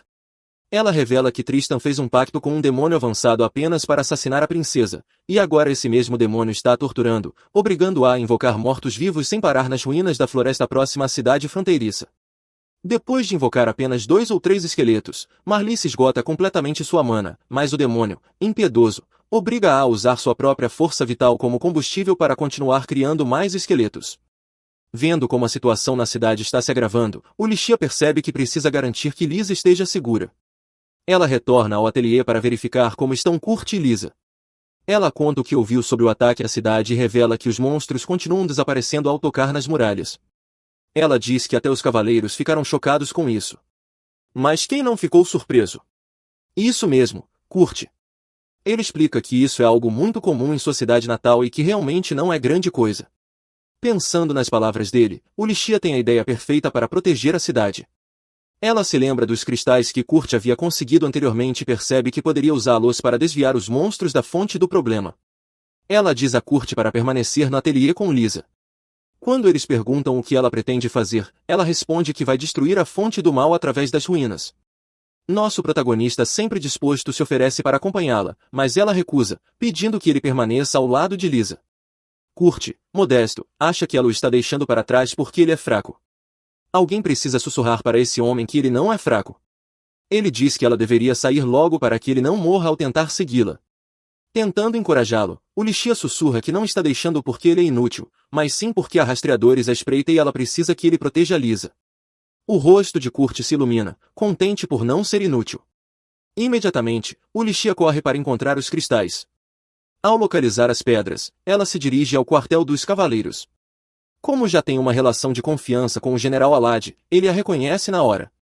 Após trocarem cumprimentos, ela apresenta Mimico e Lady Oilia. Reconhecendo quem Oilia é, Alad rapidamente entende que a princesa está na cidade. Ele oferece designar alguns de seus cavaleiros para proteger Lisa. Mal sabe ele que seus cavaleiros não são tão fortes quanto a pessoa que está protegendo Lisa neste momento. Ulixia recusa a oferta dele e vai cuidar dos seus afazeres. Ela informa que precisa que ele crie uma distração no portão contra os monstros, enquanto ela vai até as ruínas destruir o núcleo dos monstros sozinha. Embora o plano pareça bom, Alad não acredita nela. Com qual arma ela pretende destruir as ruínas? E com qual exército? Todas essas perguntas ficam no ar, até que ela mostra a pedra que está carregando. Isso parece impossível. Ah não, ele grita. Não posso deixar você fazer isso e se matar. No entanto, ela insiste que vai funcionar e pede que ele apenas faça sua parte. Alad se recusa a deixá-la ir sozinha e se oferece para acompanhá-la, enquanto seu assistente Generic fica encarregado da distração. Quando Generic também recusa ficar, Alad o convence do contrário e eles continuam com o plano. As garotas partem, então Generic traz uma taça de bebida como se fosse a última bebida antes da batalha. Tradicionalmente, deveriam beber e quebrar a taça, mas eles acreditam que vão sobreviver, então apenas jogam a água fora, na esperança de tomar algo melhor quando voltarem vivos. Será que eles realmente voltarão? No ateliê, Kurt se sente inútil. Todos estão lutando e trabalhando, enquanto ele apenas fica parado. Lembrando das palavras de um velho de sua vila, de que uma pedra é o reflexo da pessoa, ele decide forjar uma espada para si mesmo. Ele lembra que a lâmina de Danzo era muito afiada, então tenta replicá-la. No portão das ruínas, Ulixia segura a pedra, orando para que funcione. Ela pede para todos cobrirem os olhos e então a lança. Com apenas um impacto, todos os monstros desaparecem. Até Alad fica chocado. É uma arma secreta do ateliê, ele pergunta. Na verdade, é uma arma pessoal de Kurt. Eles imediatamente montam seus cavalos e partem para enfrentar os monstros restantes nas ruínas. Enquanto isso, Kurt segura a lâmina que criou. Para ele, a espada parece inútil. Ele não consegue acreditar que criou algo tão estúpido, achando que seria uma lâmina de classificação D ou até F. Enquanto ele encara seu fracasso com descrença, Lee entra. Quando vê a espada, ela acha que está ótima. E quando descobre que a lâmina pode usar magia, fica ainda mais interessada. Kurt pergunta se ela quer a espada, e Lee aceita alegremente. Seu rosto fica vermelho de felicidade. No entanto, Kurt sente que o sorriso dela é falso. Ele percebe que algo está errado, que ela está com medo. Decidido, ele a confronta, e está certo. Lee revela que alguém quer matá-la, e que ela é o motivo pelo qual ele e o Lixia estão tão inquietos. Kurt abaixa a cabeça em tristeza. Ele não odeia protegê-la, pelo contrário, odeia o fato de não conseguir salvá-la. Ele lembra que Golov estava rondando as ruínas no oeste e supõe que o Lixia está atrás dos monstros que lá se escondem. Ele olha para Lee, triste por não conseguir proteger alguém tão especial para ele, alguém que nem sequer percebe o quanto é especial para ele. Lee, no entanto, está feliz. Mas Kurt estraga esse momento ao dizer que ela não é a única pessoa especial para ele, todos do clã Sakura são especiais. Aceitando sua derrota, Lee admite que também se sente inútil e impotente. Já que ambos compartilham essa sensação, Kurt propõe que encontrem uma maneira de se tornarem úteis. Ele sugere que eles vão até as ruínas do oeste. Lee lembra que há monstros espalhados pelas 8 saídas da cidade, mas Kurt insiste que precisam abrir caminho com as próprias forças. Ele até consegue imaginar uma saída em meio ao desespero. Enquanto isso, nas ruínas, o Lixia sente um mau pressentimento e decide recuar. Será que algo de ruim vai acontecer com a chegada de Kurt às ruínas? Ou será que ele conseguirá salvá-los? Lisealotte está se preparando quando a lâmina de Kurt chama sua atenção, fazendo-a se lembrar do que ele havia lhe dito anteriormente. Aparentemente, se ela levantar a lâmina acima da cabeça, um feitiço será ativado. Ela se pergunta que tipo de feitiço essa lâmina minúscula pode lançar e decide descobrir por si mesma. Curiosa, ela puxa a espada e a ergue, mas para sua surpresa, nada acontece. Nesse momento, Kurt, falando de outro cômodo, diz que eles devem sair agora. Quando ela se vira, fica chocada ao ver que alguém se aproximou sorrateiramente por trás dela. Do outro lado, a batalha contra os mortos-vivos está saindo do controle. Desesperada, o Lixia pergunta a Lade se estão próximos das ruínas, e ele garante que, se continuarem eliminando os mortos-vivos, logo alcançarão o destino. O Lixia já está exausta. A luta está drenando demais sua energia, e ela mal consegue se manter de pé. Ainda assim, sente-se sortuda e grata a Generic, porque a força de distração dele atraiu um grande número de mortos-vivos para longe deles. Se não fosse por Generic, o Lixia e a Lade já teriam sido dominados pela quantidade de inimigos. No entanto, o exército de Generic não aguentará por muito tempo, e o Lixia também sabe disso. Ela percebe que a equipe de Generic logo ficará sem os cristais mágicos que tem usado para conter os mortos-vivos. O Lixia mesma só tem alguns cristais restantes em seu inventário, e a única forma de vencer agora é localizar rapidamente a origem dos mortos-vivos. Do nada, Alad leva um golpe no estômago, mas o Lixia não consegue ajudá-lo porque dezenas de morcegos mortos-vivos a cercam. Danzo e Senna aparecem para resgatá-los, apresentando-se a Alad como aventureiros que trabalham atualmente para o ateliê. Enquanto Kanz e Danzo apoiam o Lixia e Alad com suas habilidades de combate, Senna usa sua habilidade de navegação para localizar o ponto de surgimento dos inimigos, informando que os mortos-vivos estão vindo das ruínas logo à frente. Com essa súbita centelha de esperança, o Lixia usa seus últimos cristais mágicos para eliminar os mortos-vivos restantes na área e depois segue rumo às ruínas com o grupo. Ela entrega a Aura uma garrafa de sopa feita por Kurt, e ao bebê-la, os ferimentos de Aura se curam instantaneamente. Talvez eles não devessem ter desperdiçado um item tão poderoso tão cedo, porque segundos depois outra onda de mortos-vivos irrompe do portão das ruínas. Desta vez, Kanz e Danzo enfrentam corajosamente os goblins, e os outros seguem seu exemplo, marchando para a batalha mais uma vez. Depois de lidarem com os mortos-vivos, entram rapidamente nas ruínas, cortando qualquer monstro que apareça em seu caminho. Enquanto isso, Marley perdeu toda a esperança de sobreviver. Ela sabe que, se o Lorde Demônio continuar drenando sua força vital assim, nunca mais verá a luz do dia. Mas o que ela pode fazer? Está tão impotente que nem consegue falar por si mesma diante dessa entidade aterrorizante. O Lorde Demônio ri, entretido com o sofrimento dela. No entanto, seu sorriso desaparece quando descobre, através de sua magia de vigilância, que os humanos estão usando um tipo especial de cristal mágico que aniquila todos os mortos-vivos em seu raio de alcance. Ele também vê o grupo de Lixia se aproximando e se impressiona com a força que os humanos demonstraram.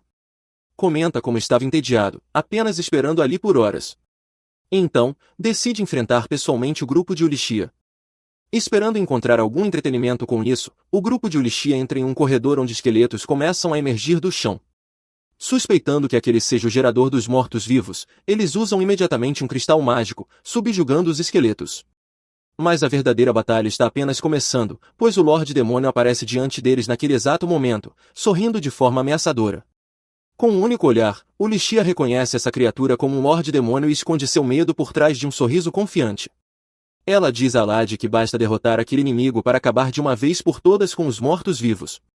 O Lixia avança rapidamente para desferir o primeiro golpe usando a pedra mágica de Kurt diretamente no rosto do Lorde Demônio. Mas ele emerge completamente ileso, afirmando com calma que o motivo de não ter sofrido danos é que possui vidas infinitas. O Lixia acha que ele está blefando, assim como Aura, que logo tenta provar o contrário com um golpe de espada. O Lorde Demônio nem tenta desviar e recebe o golpe diretamente no abdômen, sendo perfurado por completo, mas sua ferida se regenera instantaneamente, fazendo com que ambos percebam que ele realmente é invencível. O que de fato está acontecendo, no entanto, é que o demônio está drenando secretamente a força vital de Marlice para restaurar sua energia. O Lorde então mostra a Lixia e Eurad como seus companheiros estão do lado de fora, afirmando que todos os esforços dele serão em vão, já que ele pode continuar gerando mortos-vivos sem fim. Indo ainda mais longe, ele invoca dois colossais gigantes mortos-vivos, alegando que são fortes o suficiente para destruir os portões da cidade e prevê com arrogância que os gigantes logo pisotearão a equipe de aventureiros posicionada na entrada. Suas provocações levam o Lixia e Alad ao limite. Sem hesitar, eles o atacam com tudo. O Lixia o perfura no coração, e Alad o decapita em um ataque perfeitamente coordenado. Mas tudo é em vão. O Lorde Demônio simplesmente pega sua cabeça decepada e a recoloca sobre os ombros. Com um sorriso distorcido, declara que logo irá arrastar Lizealote para fora da cidade e a despedaçará diante dos olhos deles apenas para ver o desespero estampado em seus rostos. Marlapus sabe que a única forma de sobreviver é apagando o círculo mágico onde está presa. Mas ela já não tem forças para fazer nada. Fraca e impotente, ela expressa o quanto está com fome e implora aos deuses para provar a comida caseira de Kurt uma última vez antes de sua alma ser levada. Nesse momento, ela ouve a voz de Kurt e acredita se tratar de uma alucinação em seus momentos finais. Porém, quando ergue o olhar, vê o chão se rachando. Para sua descrença, Kurt e Lizealote aparecem, revelando que cavaram um túnel subterrâneo até ali para evitar os mortos-vivos. Kurt se surpreende ao ver Marfice, mas ela não diz nada. Ao ver a princesa Lizealote ao lado dele, Marlice presume que Kurt já descobriu que ela esteve envolvida na tentativa de assassinato contra Lizealote e que veio até ali para convencê-la a não seguir por esse caminho maligno. Lizealote pergunta a Kurt se ele conhece Marlice, e Kurt explica que eles faziam parte do mesmo grupo de aventureiros, apresentando-a como a irmã da igreja. Marlice imediatamente o corrige, dizendo que foi excomungada e não é mais uma irmã. Kurt, finalmente usando um pouco de raciocínio, percebe que Marlice está atrás da vida de Lizealote, mas rapidamente perde o fio da meada, concluindo ingenuamente que ela está tentando machucar Lizealote por estar frustrada com sua expulsão da igreja. Ele não poderia estar mais enganado, e Marlice nem se dá ao trabalho de explicar a situação real em que está. Lizealote, por outro lado, junta rapidamente as peças e percebe que o verdadeiro cérebro por trás de tudo é o Bispo Tristan. Kurt ainda age como se não fosse nada demais, repreendendo Marlice como um irmão mais velho sem qualquer traço de raiva, apenas dizendo que ela não deveria ter tentado ferir Lizealote. De qualquer forma, ele pergunta onde está o Lixia, confuso por ela ainda não ter aparecido, já que imaginava que ela teria chegado antes dele. Marlice diz que o Lixia está no andar de cima, convenientemente omitindo que ela está enfrentando um lorde demoníaco. Lizealote se oferece para ir atrás de Lixia, pedindo que Kurt desfaça o círculo mágico, garantindo que ficará bem e mostrando a lâmina poderosa e um tanto suspeita que ele fez para ela. Marlice permanece em silêncio, questionando internamente o quão idiota Kurt pode ser por deixar Lizealote ir sozinha ao andar onde o Lorde Demoníaco a espera.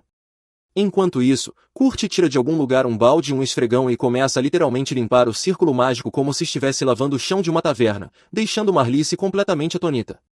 Conforme ele esfrega despreocupadamente os feitiços, parece que o Lorde Demoníaco também percebe que sua magia está enfraquecendo. Quando Lixia tenta atacá-lo novamente, ele desvia imediatamente do ataque, algo que não havia feito antes. Ele percebe que a corrente mágica está se esgotando e que, se não tomar cuidado, pode morrer. Ele se pergunta o que aconteceu e se o feitiço realmente foi anulado, sem saber que nosso protagonista desinformado já está no meio da história. Agora o Lorde Demoníaco entende que não pode mais brincar e precisa impedir que usem o cristal mágico. Antes que o Lixia e Alad possam tentar um novo ataque, Lizealote aparece diante dele. Isso significa apenas uma coisa: sua missão está cumprida. O único motivo para ele atacar a cidade é matar a princesa, e se ela veio até ele por vontade própria, não há mais por que se esforçar. Ele a ataca de imediato e ela cai. O mundo de Ulixia desmorona. Ela fica em choque, incapaz de acreditar que a jovem sob sua proteção está morta. Para a surpresa de todos, borboletas cercam o corpo de Lizealoth e ela surge atrás do Lorde Demoníaco. Ela ri dele, informando que o que ele matou era apenas uma ilusão. A magia que Kurt colocou na espada era um feitiço de ilusão, que reproduz perfeitamente a aparência e até a temperatura corporal da pessoa real. O Lorde Demoníaco fica chocado, ele jamais teria imaginado algo assim. Ele a ataca uma segunda vez, mas borboletas pousam sobre o corpo falso e ela aparece de novo, desta vez ao lado do cristal mágico que precisa ser destruído, e o quebra com sua espada. O Lorde Demoníaco desaparece, e como quem conjurou a magia se foi, todos os monstros somem também. As criaturas na cidade evaporam e todos comemoram. Marlice percebe que os demônios sumiram e fica surpresa que o grupo realmente conseguiu derrotar o Lorde Demoníaco. Ulixia demora alguns instantes para voltar à realidade, completamente abalada. Ela corre até Lizealoth, perguntando por que ela saiu do esconderijo. Lizealoth admite que errou e pede desculpas. Todos estavam lutando e sofrendo por sua causa, então ela não podia continuar parada sem fazer nada. Ulixia implora para que ela pare de se desculpar. Foi Lizealoth quem salvou a cidade e são eles que devem agradecê-la. Aura cai de joelhos em sinal de gratidão. Lizealoth promete recompensar todos que fizeram o possível por sua sobrevivência, mas Aura recusa qualquer presente. Quando ela insiste, ele pede bebida alcoólica para sua equipe, um verdadeiro beberrão. Enquanto isso, Marlice sente uma forte dor no estômago. Ela percebe que a maldição lançada sobre ela ainda não desapareceu, mesmo com o feitiço anulado. Ela acredita que vai morrer, e de fato pensa que merece. Kurt aparece com comida para ela. Marlice assume que vai vomitar ao comer, mas não quer perder a chance de saborear uma última refeição feita por Kurt. Ela aceita. O que ela não sabe é que Kurt não é o garotinho que todos subestimaram no grupo. Na verdade, eles não sabiam que ele foi quem protegeu toda a equipe durante a jornada. Ela come a refeição e, de repente, o veneno em seu estômago se dissolve. Ela começa a lacrimejar. Percebe que todas as vezes em que eles se feriram em batalha, seus corpos se curaram primeiro. O que eles pensavam ser pura sorte era, na verdade, Kurt cuidando deles, porque seu poder não era lutar em batalhas. Eles achavam que ele era fraco. Agora ela consegue ver que cometeu um erro, e um erro caro. Ela pede desculpas a Kurt com lágrimas nos olhos, mas o tolo do Kurt acha que ela está pedindo desculpas por ter colocado os caravelhos no quarto de Lisa. Lisa e Ulixia chegam com 2 guardas. Os guardas vieram prender Marley, e Kurt grita que ela deveria ser libertada. Não que ele realmente se importe. Ele acredita que qualquer um que cometa um erro deve ser punido. Então, quando Marlafice se pergunta se ele está realmente implorando pela libertação dela, ele responde que não, e diz que em vez disso levaria comida para ela na prisão. Ele vai até Lisa para se certificar de que ela está bem. Ela o tranquiliza dizendo que está bem, e Ulixia sorri para si mesma. Ela mal pode acreditar que aquelas 2 crianças são, na verdade, as mesmas que salvaram sua vida naquele dia. Ela conclui que eles são de fato um grande mestre do ateliê e uma grande princesa. Ela vai até eles e pede que voltem para o ateliê. Eles seguram suas mãos juntos, e ele não consegue evitar imaginar o quanto é sortudo. Elas riem, perguntando se ele está feliz por estar de mãos dadas com 2 garotas bonitas. Mas isso não é o que realmente o faz feliz. Ele está feliz porque, pela primeira vez em sua vida, ele tem amigos que se importam com ele. Ele tem um lar para chamar de seu e já não sente mais que é inútil. Isso era algo que ele desejava a vida inteira, e finalmente está se tornando realidade. Ele olha para seu ateliê e conclui que, pela primeira vez, está feliz. Ele prepara refeições para os cavaleiros festejarem naquela noite. No entanto, enquanto comem, não parecem animados. Todos comem em silêncio. Ele presume que estão em silêncio porque sua comida não está boa e que estão chateados com ele. Você conhece Kurt, sempre que está triste, sua expressão revela tudo. Al percebe aquela expressão e se aproxima. Ele revela que todos estão comendo em silêncio porque estão gostando muito da comida. Esse comentário deixa Kurt muito feliz. Lisa aparece para apresentar Aura a ele como o cavaleiro da cidade. Ele diz a Aura o quanto está gostando da cidade e como Alad tem liderado bem. A Alad elogia a comida de Kurt, dizendo que desde que a comeu, suas feridas estão cicatrizando. Em vez de aceitar o elogio, Kurt responde que isso é um efeito comum de comer uma boa refeição. Comum? Isso não é comum para os outros presentes ali, mas podemos concluir que o que é comum para Kurt é, na verdade, extraordinário para os outros. Enquanto conversam, fogos de artifício iluminam o céu. Kurt os havia preparado como uma celebração para aquela grande noite, e todos ficam felizes assistindo. Enquanto a noite deles termina de forma alegre, Tristan vai se encontrar com Margaret novamente. O que estão tramando agora ainda é desconhecido, mas é certo que, com Kurt como mestre do ateliê, eles acabarão se arrependendo.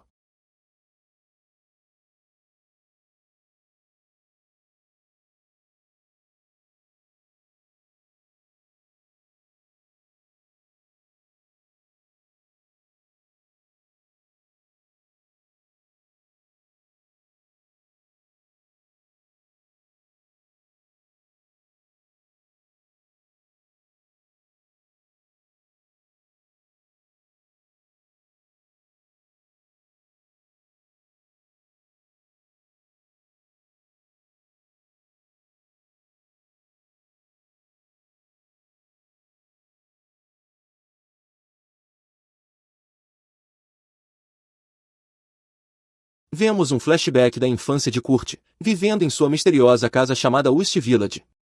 Ele se aproxima de Hildegard, uma garota com um demônio, que está quieta em seu canto, e pergunta se ela é filha do comerciante viajante.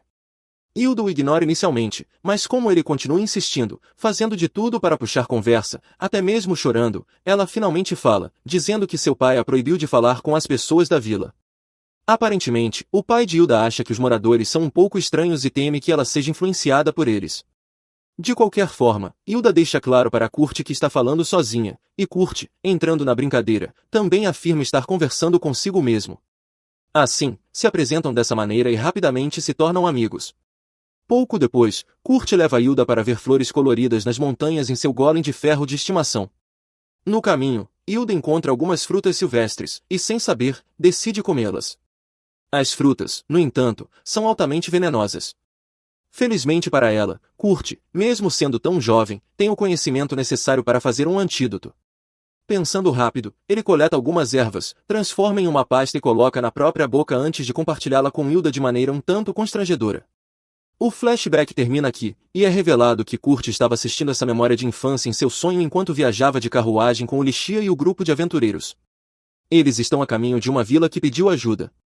Ao chegarem ao destino, conversam com o chefe da vila, que explica o problema: uma seca repentina deixou o rio da vila seco. Sem água, as plantações estão morrendo. Ulicia, no entanto, não se preocupa.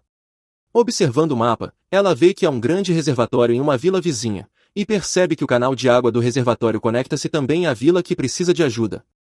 O problema, segundo o chefe da vila, é que o líder da vila vizinha se recusa a compartilhar a água, mesmo após várias tentativas de negociação. Por isso, o chefe pediu ajuda à autoridade do ateliê, na esperança de que com seu prestígio consigam convencer a outra vila a colaborar.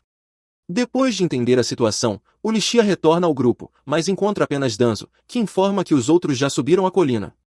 Um velho responsável pelos pássaros está com as costas travadas, então pediram ajuda a Kurt, o ateliê master. Uli acredita que Kurt pode lidar com isso sozinho, então monta em seu cavalo e parte para tentar convencer a vila vizinha a liberar o reservatório. Ao chegar lá e se identificar, o chefe da vila se ajoelha, implorando por ajuda, revelando que o reservatório secou. Ulicia não entende o que está acontecendo e só consegue rezar para que Deus envie chuva. Nesse momento, dois aldeões aparecem apressados dizendo que algo está acontecendo no topo da colina, mas não conseguem explicar com palavras. Ulia corre até o local e encontra Conz e Senna maravilhados diante de um grande lago. Ulia não entende, se havia um lago daquele tamanho, por que os moradores alegaram falta de água? Senna apenas diz que aquele lago não existia momentos atrás. Kurt aparece correndo inocentemente e Ulia logo entende o que deve ter ocorrido. Ela pergunta por que ele está ali, em vez de ajudar o velho, e Kurt explica que viu os pássaros do homem com muita sede, então foi até ali e extraiu água de um aquífero, uma rocha ainda não descoberta que continha um enorme volume de água. Logo, os dois chefes das vilas chegam e se ajoelham, agradecendo a Ulia por ter salvado suas vidas. Kurt, completamente alheio, também olha para Ulia com admiração, acreditando que ela resolveu tudo em questão de minutos, sem saber que ele mesmo foi quem salvou o dia. Com o problema resolvido, o grupo segue viagem de volta, recebendo diversos ovos de pássaro como presente de agradecimento. Kurt compartilha seus planos de cozinhar algo delicioso com os ovos, como omeletes, panquecas e até sobremesas. Ele pergunta por Lee, e Ulicia responde que Lee foi até o Sr. de Tione para entregar um relatório sobre o ataque dos mortos-vivos. A cena muda para Lee e Alad jantando com Mangrave e Tione. Aparentemente, o Sr. Ibags tem autoridade equivalente à de um duque. Para consolidar ainda mais seu poder, ele tenta ganhar a confiança de Li. No entanto, ela vê através de suas intenções, mantendo um sorriso no rosto, pois está ali como representante do ateliê, não como princesa do reino. Mangrave tenta extrair informações sobre o Ateliê Master, sabendo que ele foi quem salvou a cidade do ataque do monstro morto-vivo, mas Li desvia cuidadosamente das perguntas, tentando impedir que Kurt se torne uma peça política. Conforme a conversa se aprofunda, Mangrave muda o assunto para a cidade onde o ateliê está localizado, destacando que ela ainda não tem nome. Li afirma que, para que uma cidade seja oficialmente nomeada, o reino precisa primeiro nomear um vice-rei. Mangrave tem autoridade para nomear vice-reis dentro de seu domínio e revela sutilmente sua intenção de nomear o mestre do ateliê como vice-rei da cidade. Leaze percebe imediatamente que sua real intenção é colocar Kurt sob sua jurisdição direta. No entanto, como o próprio Kurt ainda nem sabe que é o mestre do ateliê, Li não pode permitir que isso aconteça. Então, ela diz a Mangrave que uma decisão tão importante não pode ser tomada apenas por ela. Mangrave acha a resposta de Lisa suspeita, especialmente considerando que ela é tanto princesa quanto representante oficial do ateliê. Ele aponta que esperava que ela tivesse pelo menos alguma autoridade, se não total, sobre decisões como essa, e Li a pega completamente de surpresa. Ela hesita em responder e fica mais nervosa quando Mangrave se volta para conversar com Alad. Mangrave pergunta a Alad, o general dos cavaleiros da cidade, se ele tem alguma objeção à nomeação do mestre do ateliê como vice-rei, e Leaze só pode torcer para que ele diga que sim, revelando que Alad não sabe da situação de Kurt. Alad, completamente alheio, aceita imediatamente a proposta. Então Leaze intervém novamente com outra objeção. Isso leva Mangrave a questionar se há algum defeito oculto ou incompetência no mestre do ateliê que o torne inapto para o cargo. O comentário ofende Li, que, sem conseguir se conter, afirma com orgulho que não há ninguém mais talentoso em toda a nação do que o mestre do ateliê. Ela comete o erro de elogiar demais Kurt, dando a Mangrave toda a confirmação de que precisava.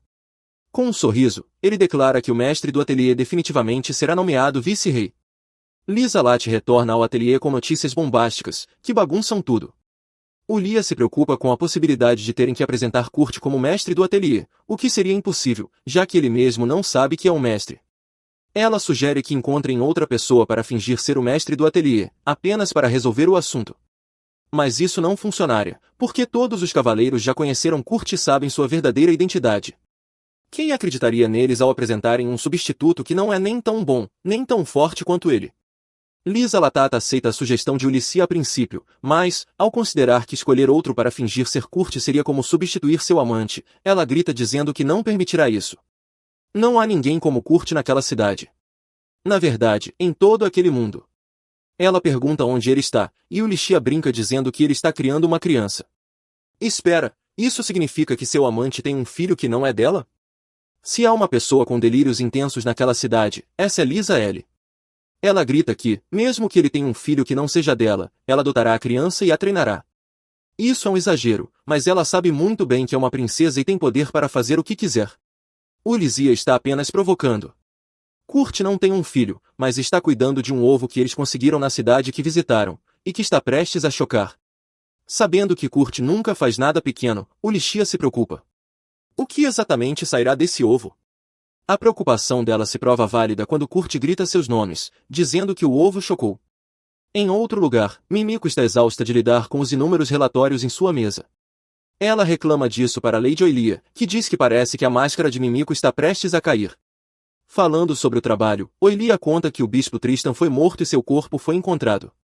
Ela sugere que ele foi assassinado pela Igreja da Polônia, que precisava de alguém para pagar pelo fracasso no ritual de invocação do Senhor Demônio. Ela pergunta a Mimiko o que ela deseja fazer com Mara First, se quer matá-la. Embora Mimiko tenha vontade de matá-la, ela lembra que Kurt disse a Marla que a visitaria na prisão. Matar Marla poderia enfurecer Kurt. Sorte de Marla. Pelo menos o relacionamento que ela não valorizava meses atrás é o que agora mantém sua vida. Falando em Kurt, Mimiko recebe uma carta que a surpreende. O ovo que Kurt estava cuidando chocou e dele nasceu uma criança do sexo feminino. Agora, ela sente que precisa perguntar ao Lia sobre seu próprio futuro, porque foi o Lia quem profetizou em tom de brincadeira que Kurt estava criando uma criança. A profecia piadista se tornou realidade, e Mimiko está chocada demais para raciocinar. Ela convoca uma reunião com todos, e a jovem criança se senta no colo de Kurt, toca seu rosto e o chama de papai. Apesar de ter acabado de nascer, a criança parece ter cerca de 3 anos de idade. Ulicia lembra Kurt de que é impossível uma criança sair de um ovo e diz que a menina é um monstro. Infelizmente, ela precisa que ele lhe entregue a criança. Quando ele pergunta o que ela fará com a menina, ela responde que vai matá-la. Ele se recusa a deixá-la ir.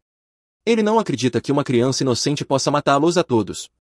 Ela arranca a menina de seus braços, mas ele implora, dizendo que assumirá a responsabilidade pela bebê. Ela se recusa a permitir.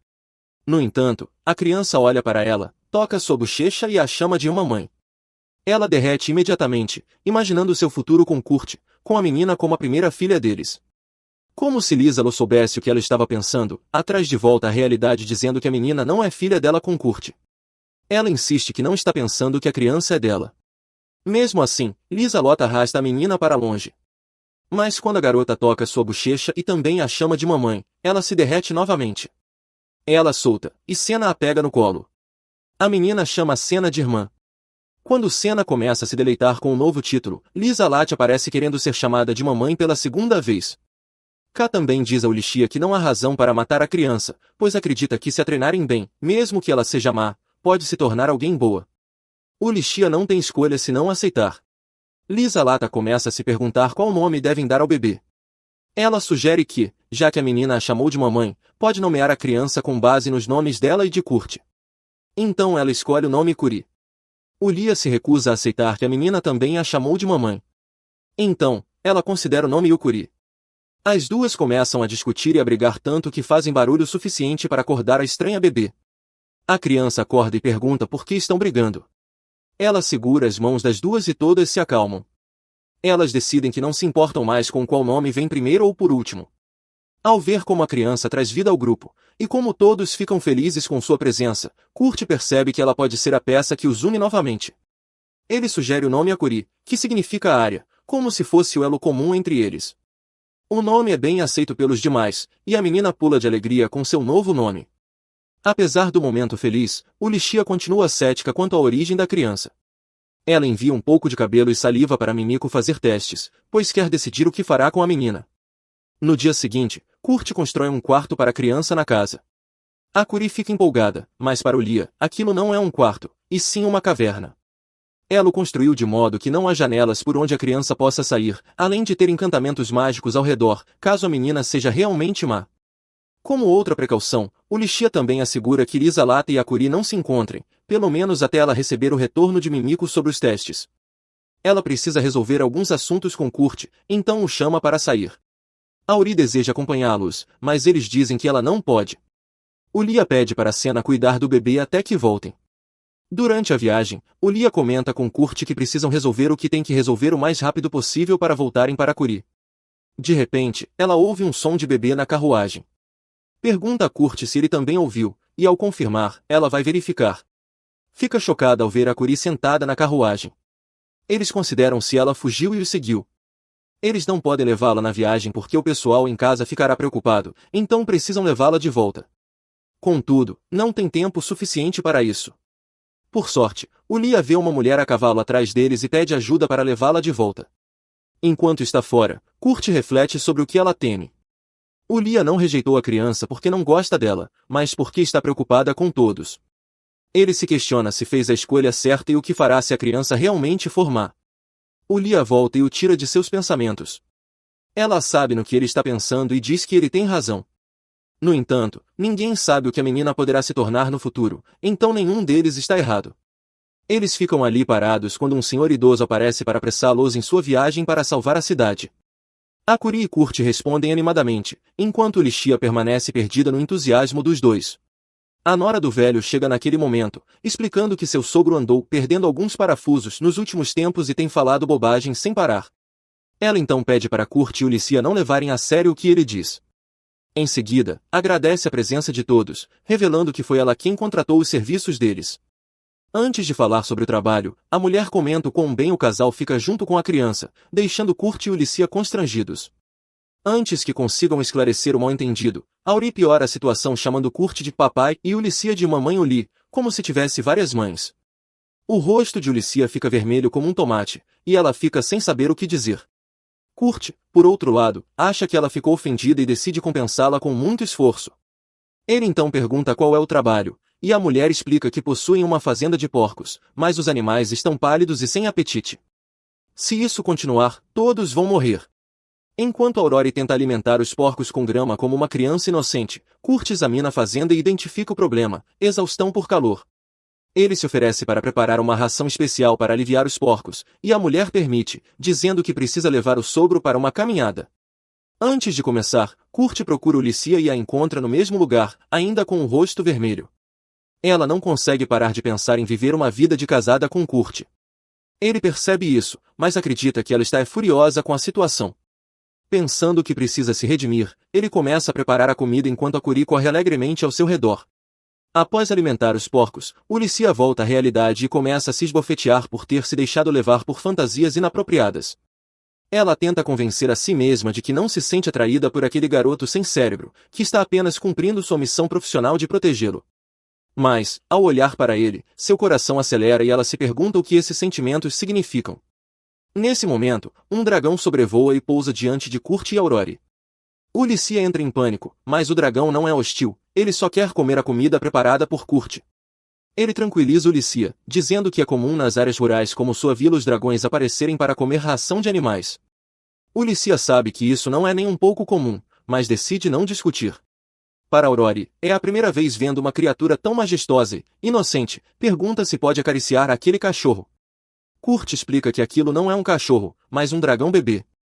De repente, Ulissia sente cheiro de sangue e vai verificar. Ela encontra um membro da guarda de proteção de Mimico, responsável por proteger Kurt, inconsciente. Nesse instante, algo se move atrás dos arbustos e Ulissia rapidamente saca sua espada. Segundos depois, Kurt escuta sons de espadas se chocando. Antes que consiga entender o que está acontecendo, Ulissia grita para ele pegar Aurore e fugir. Kurt a segura nos braços, mas antes que possam correr, a agressora aparece com garras afiadas como as do Wolverine e exige que entreguem a criança.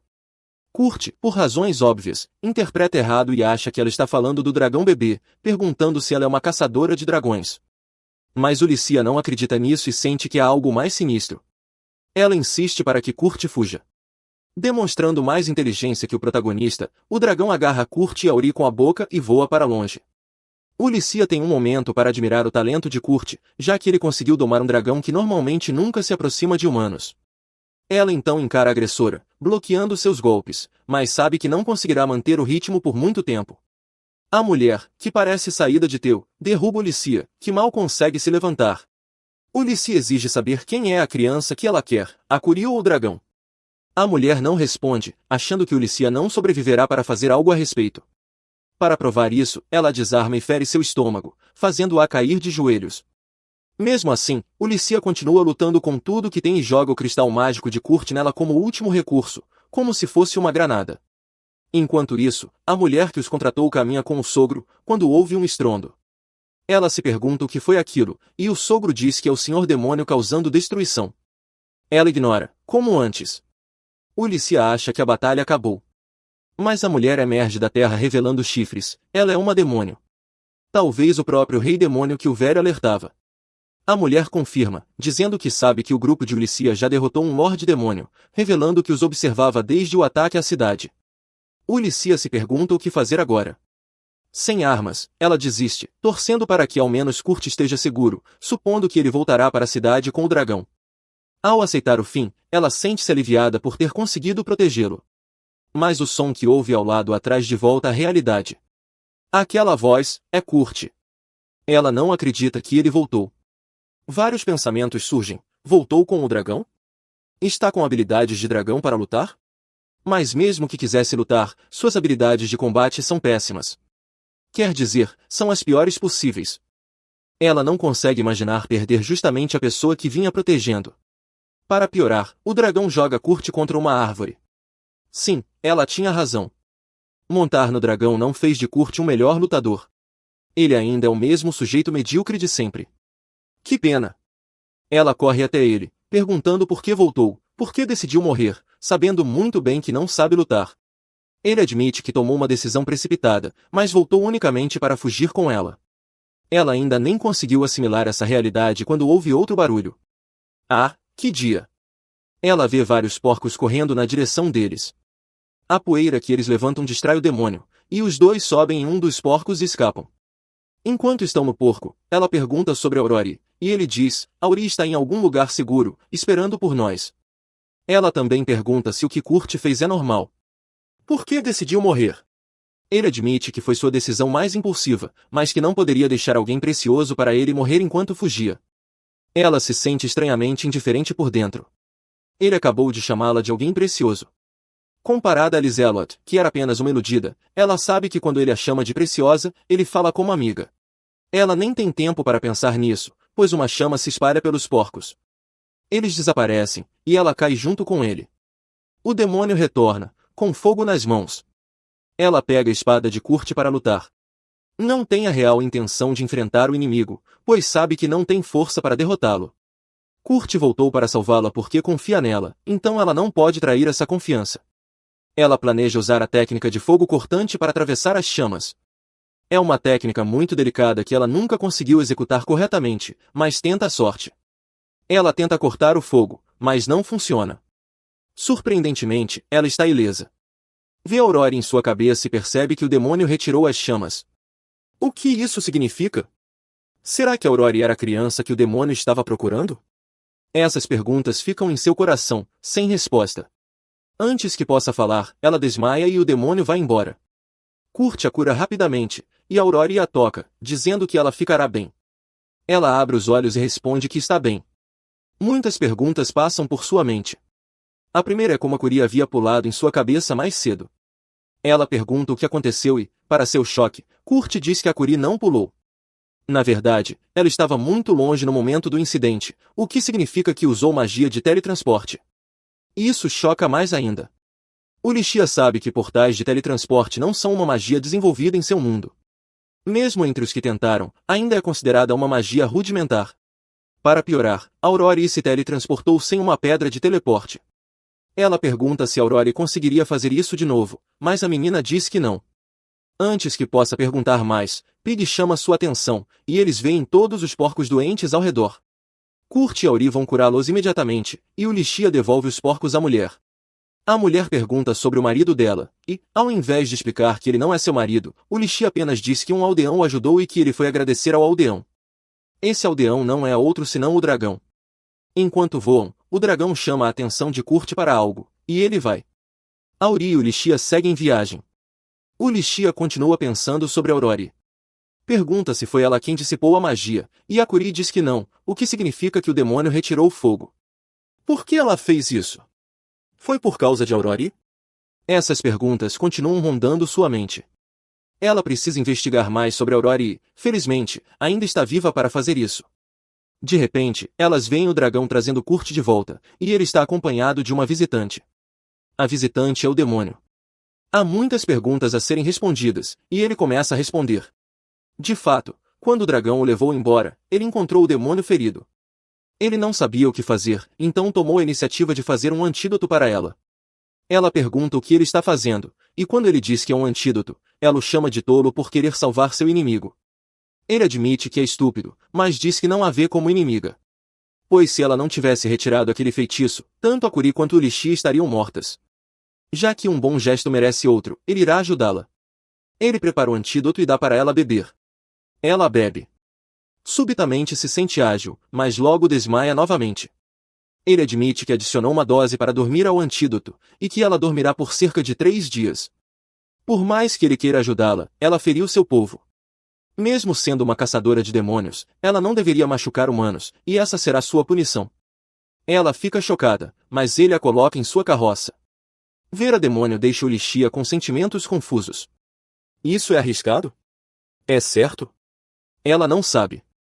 Mesmo assim, volta para casa. Chegar em casa depois de alguns dias longos é maravilhoso. Parece que esteve longe por muito tempo. Felizmente, está de volta. Senna e os outros correm para abraçar a Curi, já que estavam preocupados com ela. Lizelot também a abraça. O Lixia sabe que não deveria permitir que Lizelot e a Curi fiquem tão próximas, mas é um dia feliz, então ela pode abrir uma exceção. Enquanto permanece pensativa, um homem aleatório desce do ateliê. Para piorar, Lizelot o apresenta como novo mestre do ateliê. Ela imagina que é esse o homem que pretendem apresentar ao mundo no lugar de Kurt. Mas Ulixia não foi informada disso previamente, então fica sem palavras.